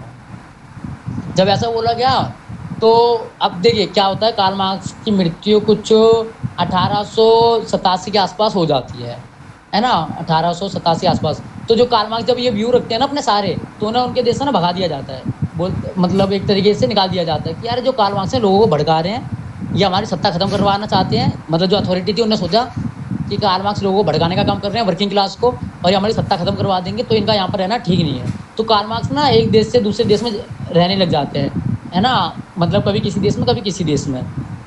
और उन्हें ऐसा माना जाता है कि उन्हें किसी देश की नागरिकता फिर नसीब ही नहीं हुई। जब उन्हें जर्मनी से निकाल दिया गया तो उनकी नागरिकता जो थी, सिटीजनशिप, उसे खत्म कर दिया गया। और जब कार्ल मार्क्स की मृत्यु हुई ना, तो वो स्टेटलेस थे। स्टेटलेस मतलब वो किसी देश के नागरिक ही नहीं थे। जैसे आज हम बोल सकते हैं भाई हम इंडियन हैं, है ना, हमारे पास इंडियन सिटीजनशिप है। तो ऐसे कार्ल मार्क्स तो बेचारे जब उनकी मृत्यु हुई तो वो कुछ बोल ही नहीं सकते थे कि वो किस देश की हैं। इस तरीके से उनके साथ वो किया गया था, व्यवहार किया गया था, क्योंकि उन्हें लोगों को लगता था सत्ता को ये ना कार्ल मार्क्स सबको भड़का देगा, ये हमारे खिलाफ लोगों को भड़काने का काम कर रहा है।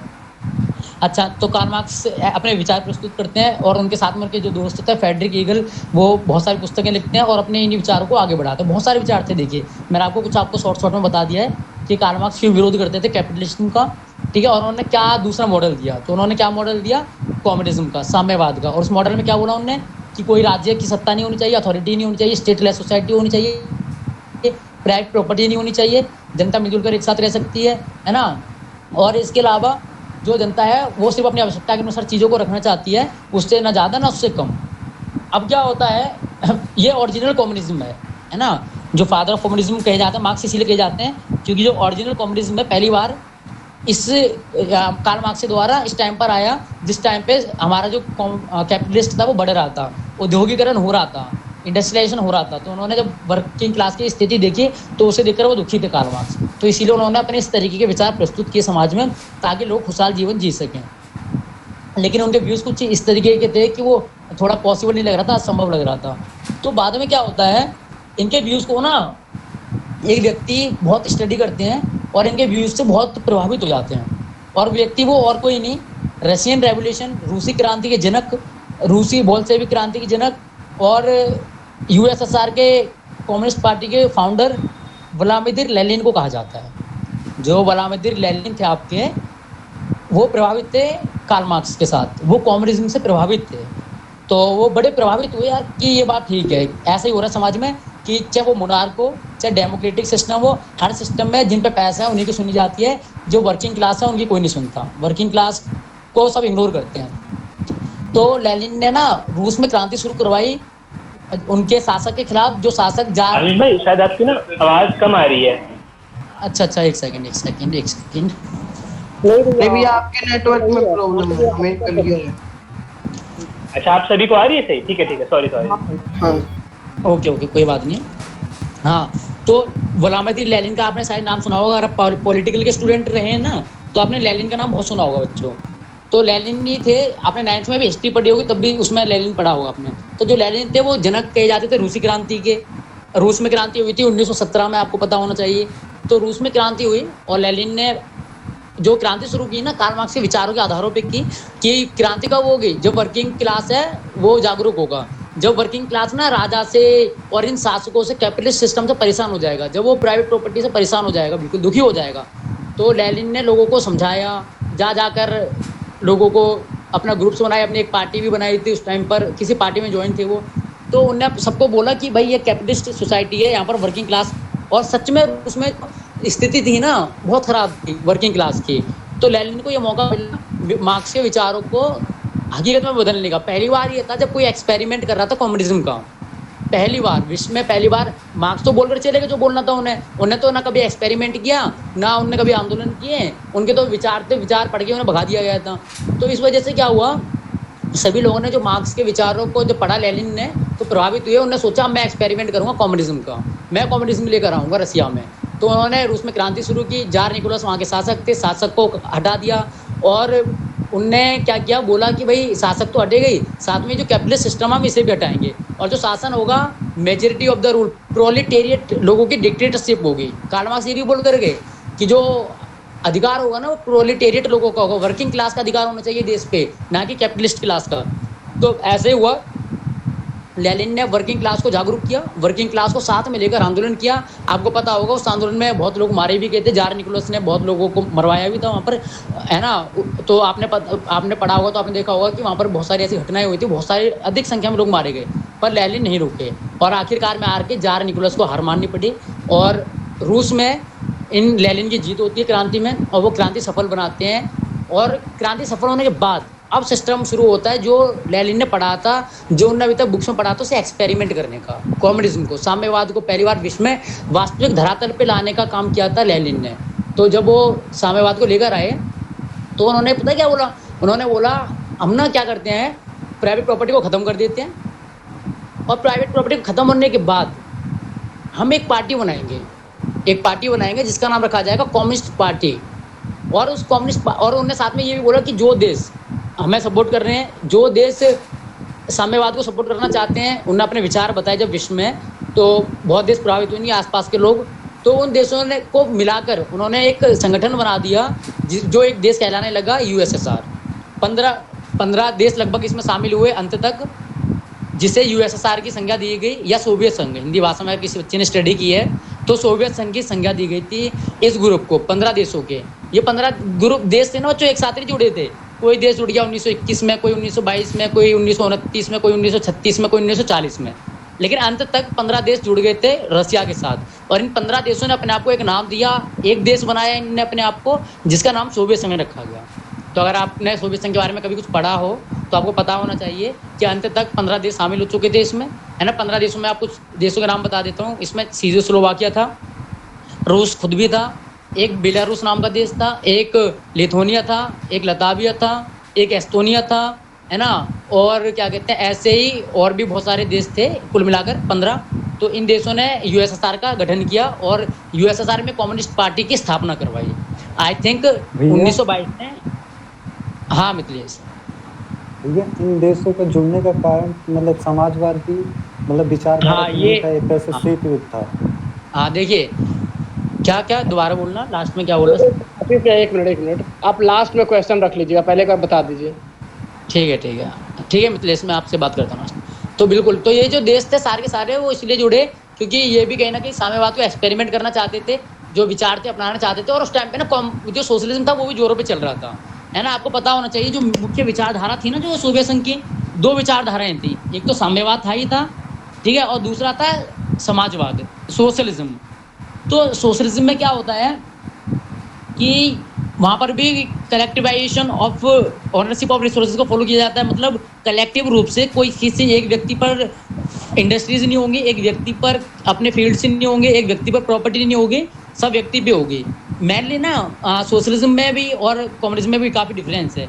सोशलिज्म बात करता है डिस्ट्रीब्यूशन ऑफ रिसोर्सेज की इक्वली, है ना। जो क्या कहते हैं सोशलिज्म है, समाजवाद है।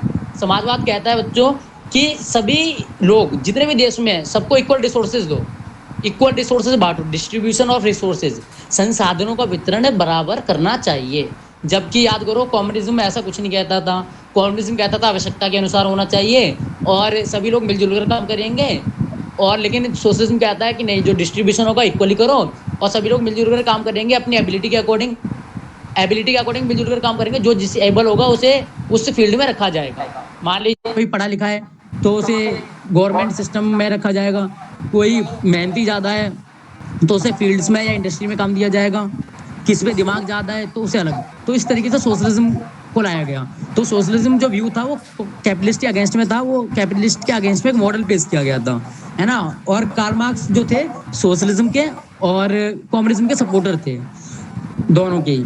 तो यहाँ पर क्या हुआ, जब लेनिन ने क्रांति की तो ये 15 देश आकर मिल गए आपस में, और जब ये देश मिल गए आपस में, मैंने बोला कि एक साथ नहीं मिले थे, ये पूरा एक प्रोसेस चला था 1922 से लेकर 1940 के आसपास तक, जब सेकेंड वर्ल्ड वॉर से पहले तक ये सब देश इकट्ठे हो गए थे, है ना। धीरे धीरे पहले तो रूस ने अपनाया साम्यवाद को, रूस ने पहले अपनाया, तो बाकी देश देख रहे थे इस चीज़ को कि कितना सक्सेस होता है, किस तरीके से रूस इस चीज़ को लागू कर पाता है, लेनिन कितने सफल होते हैं इसमें। तो जब ये देश ऑब्जर्व करते हैं रूस को, तो कुछ देशों को पसंद आता है सिस्टम, तो वो भी जाके शामिल हो जाते हैं।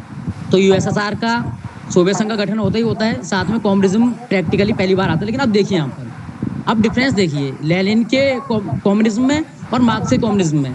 लेनिन ने क्या किया, वन पार्टी सिस्टम लेकर आगे, सत्ता लेकर आगे। कार्ल मार्क्स तो सत्ता के अगेंस्ट में थे, वो तो मानते थे अथॉरिटी नहीं होनी चाहिए, अथॉरिटी तो बेबुनियाद है, वो तो मानते थे कि स्टेट होनी नहीं चाहिए। पर लेनिन क्या कहते थे कि देखिए, इस चीज़ को ऑब्जर्व करने के लिए कि कोई व्यक्ति किसी के साथ अन्याय ना करे, एक पार्टी तो होनी चाहिए, है ना, एक पार्टी होनी चाहिए जो इन सब चीज़ों की देख रेख करे, जो बता पाए कि सही हो रहा है या गलत हो रहा है। तो उस पार्टी का नाम उन्होंने रखा कम्युनिस्ट पार्टी, साम्यवादी दल। तो अब देखिए, जो यूटोपियन व्यू था उसे धरातल पे कैसे लाया गया, ग्राउंड लेवल पर अपने खुद का मॉडिफिकेशन करके। तो लेनिन जो थे वो मार्क्सिस्ट विचारों को मॉडिफाई करते हैं और कम्युनिज्म को सच में, है ना, रियलिटी में यूटोपियन व्यू से उठाकर रियलिटी में लाने के लिए कुछ उसमें मॉडिफिकेशन करते हैं। सबसे बड़ा तो यूटोपियन व्यू यही था कि बिना सरकार के, बिना राज्य के, स्टेट के देश चल सकता है। तो इस चीज़ को लेनिन ने नकारा कि भाई ये तो पॉसिबल नहीं है, एक पार्टी की तो आवश्यकता है जो इन सब चीज़ों पे कंट्रोल करे, जो किसके रिप्रेजेंटेटिव हो, वो रिप्रेजेंटेटिव प्रोलेटेरिएट ग्रुप का, मतलब जो वर्किंग क्लास है, जो कामगारी, जो वर्कर्स हैं, मजदूर हैं, उनका कोई ना कोई तो रिप्रेजेंटेटिव होना चाहिए। तो हम उसी लिए कम्युनिस्ट पार्टी को बना रहे हैं। तो यहाँ से कम्युनिस्ट पार्टी का गठन होता है। और जो कार्ल मार्क्स का सच में कम्युनिज्म था, वो अब कम्युनिज्म सच्चाई नहीं रहता, उसमें वो क्या हो रहा है, मिलावट हो रही है।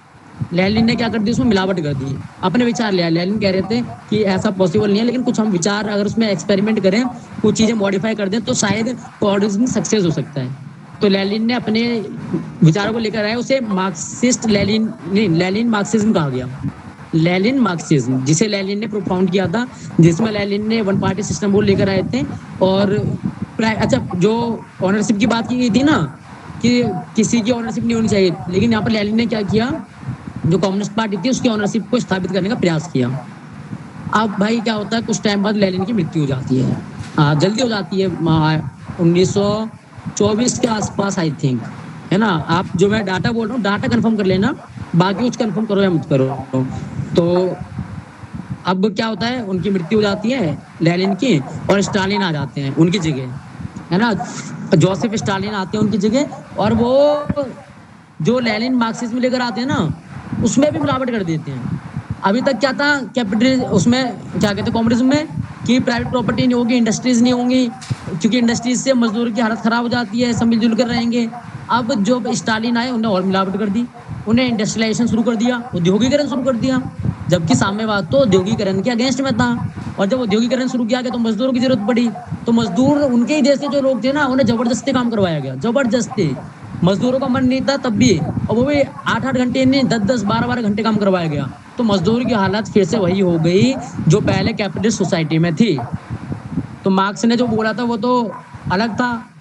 लेनिन आए, स्टालिन आए, उसके बाद माओ आए चाइना में, तो माओ अपने विचार लेकर आ गए। तो इन सब ने ना मिलावट कर दी कम्युनिज्म में, और उस मिलावट का कारण था कि कम्युनिज्म इतनी बुरी तरीके से असफल हो गया, है ना। आपको पता ही होगा बाद में क्या हो जाता है, यूएसएसआर का अंत हो जाता है, क्योंकि जो स्टालिन होते हैं वो मजदूर की वही हालत कर देते हैं। मजदूर फिर से मजबूर हो जाता है, दोबारा से उसे काम दे देते हैं, और वो उद्योगों को लेकर आ जाते हैं, इंडस्ट्रीज को लेकर आते हैं, और जो अगेंस्ट में था पहले पॉइंट, वो अब उसे सपोर्ट करने लगे स्टालिन। और तब भी स्टालिन उसे क्या कहते थे, मार्क्सिज्म कहते थे, कम्युनिज्म कहते थे, है ना। वो कम्युनिज्म वन पार्टी सिस्टम जो था ना, साम्यवादी दल, अब वो जो दल था ना, पहले किसका रिप्रेजेंटेटिव था, प्रोलेटेरिएट ग्रुप का, वर्किंग क्लास का। अब वही वर्किंग क्लास का जो ग्रुप, जो पार्टी बनाएगी वर्किंग क्लास के लिए, कम्युनिस्ट पार्टी, वो अपने लोगों के अगेंस्ट में हो गई। अब वो लोगों के अधिकार को छीनने लग गई, लोगों को लिमिटेड कर दिया, है ना। जो मतलब वहाँ पर ना लोगों को ये अधिकार नहीं दिया गया कि कोई व्यक्ति कम्युनिज्म के खिलाफ बोल पाए। लेनिन के भी कार्यकाल में और स्टालिन के भी एक ना स्पेशल ग्रुप बनाया गया था, पुलिस फोर्स, और उस पुलिस फोर्स को यही काम दिया गया कि कोई भी व्यक्ति कहीं भी कम्युनिज्म के अगेंस्ट में जा रहा है, अगेंस्ट में बोल रहा है, तो आपको बस इतना करना है, उसको पकड़ के जेल में डाल देना है। मतलब भाई मान लीजिए मैं हूँ, है ना, मैं रूस में ना किसी व्यक्ति से बात कर रहा हूँ कि यार ये कम्युनिस्ट पार्टी तो बेकार होती जा रही है, ये तो मजदूर का शोषण कर रही है, ये कम्युनिज्म बेकार है, जो पहले सिस्टम था कम से कम वही सही था। तो और मानो उनकी जो स्पेशल फोर्स होती थी ना, वो ड्रेस में नहीं होती थी, सिविल ड्रेस में, देखती थी, नजर रखती थी हर एक व्यक्ति पे, हर एक व्यक्ति घर पर। तो उनने मेरी बातें सुन ली, वो अगली बार क्या करेंगे, मुझे उठा के जेल में डाल देंगे बिना कार्रवाई, बिना किसी भी चीज़ की, और मेरे को टॉर्चर किया जाएगा वहाँ पर कि कम्युनिज्म के खिलाफ कैसे बोल दिया तुमने। तो कम्युनिस्ट पार्टी तानाशाही हो गई, अपनी मनमर्जी चलाने लगी, तो जो कम्युनिज्म में बातें थी वो सब फेल होने लगी धीरे धीरे। और उनका कंपटीशन किससे होता है अगेंस्ट में? अमेरिका से होता है। अमेरिका कैपिटलिस्ट कंट्री होती है, वो डेवलप होती रहती है, ये लोग बिखरते रहते हैं। कंपटीशन में कौन जीत जाता है? कैपिटलिज्म जीत जाता है। और जब कैपिटलिज्म जीत जाता है तो सोवियत संघ का अंत हो जाता है 1991 में, 25 दिसंबर 1991, 25 दिसंबर 1991 में सोवियत संघ जो है खत्म हो जाता है और कम्युनिज्म रशिया से खत्म हो जाता है। मतलब सोवियत संघ खत्म होने के बाद रूस भी कम्युनिज्म को हटा देता है और जो बाकी देश भी होते हैं कम्युनिज्म को हटा देते हैं। तो इस तरीके से जो कम्युनिज्म था वो खत्म हो गया। चाइना का कम्युनिज्म अलग था, उसमें माओ थे। जो माओ आए थे वो अपनी विचारधारा लेकर आए थे यहाँ पर अलग। तो इसीलिए चाइना का कम्युनिज्म भी ना प्योर कम्युनिज्म नहीं है, वो लोग भी कैपिटलिज्म को सपोर्ट करते हैं, इंडस्ट्रियलाइजेशन को सपोर्ट करते हैं, वो भी इंडस्ट्रीज को बढ़ावा देते हैं बहुत, चाइना के लोग।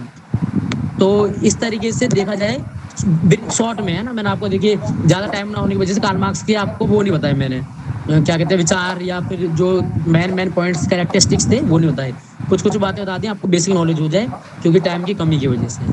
तो समझ गए आप, ये मार्क्सिज्म में वो मार्क्सिज्म विचारधारा की वजह से कम्युनिज्म आता भी है धरातल पे तो वो बिखर जाता है। और आज विश्व में सिर्फ गिने चुने 4-5 देश बचे हैं जो कम्युनिज्म चला रहे हैं। कम्युनिज्म में बच्चों वहीं पर सक्सेस है जहाँ पर बहुत ही कम जनसंख्या हो, जहाँ पे लोग आपस में मिलजुल कर फैसला ले सकें, है ना। क्योंकि कम्युनिज्म में क्या बोला, सरकार नहीं होनी चाहिए। जब सरकार नहीं होगी तो फैसले कौन लेगा? लोग लेंगे। और लोग कब फैसले ले पाएंगे? जब जनसंख्या कम हो, कोई कम्युनिटी हो, एक समुदाय हो कुछ लोगों का, 50, 100, 150, 200, 1-2 हज़ार लोगों का समुदाय हो तो पॉसिबल है। अब करोड़ों की संख्या में कहाँ से लोग डिसीजन एक साथ ले पाएंगे, कहाँ से विचार मिल पाएंगे? ऐसा माना जाता है कि पुडुचेरी हमारी है भारत की, वहाँ पर भी कोई एक जगह है, समुदाय है, जगह नहीं सॉरी समुदाय, तो वो समुदाय अभी भी कम्युनिज्म को फॉलो करता है। वहाँ पर करेंसी का कोई कॉन्सेप्ट नहीं है। तो जो मार्क्स थे ना वो करेंसी के अगेंस्ट में थे, पैसे के अगेंस्ट में थे। वो मानते थे पैसे ऐसे की कोई चीज़ नहीं होनी चाहिए, पैसा नाम की चीज़, पैसा होना ही नहीं चाहिए। तो जब पैसा ही नहीं होना चाहिए तो देश कैसे चलेगा? तो मार्क्स ने बोला पैसे की कोई जरूरत नहीं है, सब मिलजुल कर उत्पादन करेंगे, प्रोडक्शन करेंगे और मिलजुल कर आपस में ही उन चीज़ों का यूज़ करेंगे, ऐसा मार्क्स ने बोला। तो मार्क्स ने पैसे के भी खिलाफ में थे, है ना, जो मनी की बात करते हैं ना आज, उसके खिलाफ थे कार्ल मार्क्स। और कम्युनिज्म भी इसके खिलाफ था। लेकिन बाद में मनी इंट्रोड्यूस होने लग गए, मनी आने लग गया, अमेरिका ताकतवर बनने लग गया, तो कम्युनिज्म धीरे धीरे बिखर गया। तो ये बड़ी शॉर्ट में बताया है आप लोगों को मैंने। चलिए ठीक है, यहीं पर अभी समाप्त करते हैं, इससे बहुत टाइम हो चुका है।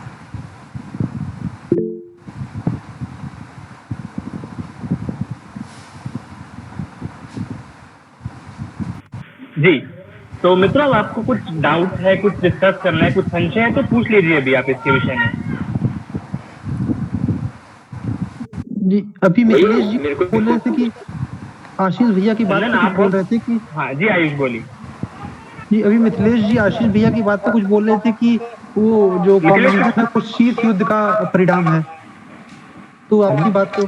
हाँ भैया, जैसे आपने बोला कि मतलब सोवियत संघ के साथ 15 देश जुड़े तो उसे मतलब समाजवाद पे मतलब एक तरह से सपोर्ट किया। वहाँ पे तो एक कारण ये भी था कि शीत युद्ध चल रहा था और उन देशों की मजबूरी भी थी कि किसी एक मतलब या पूंजीवाद को सपोर्ट करें या समाजवाद। अच्छा मिथिलेश एक सेकंड शीत युद्ध कब प्रारंभ हुआ?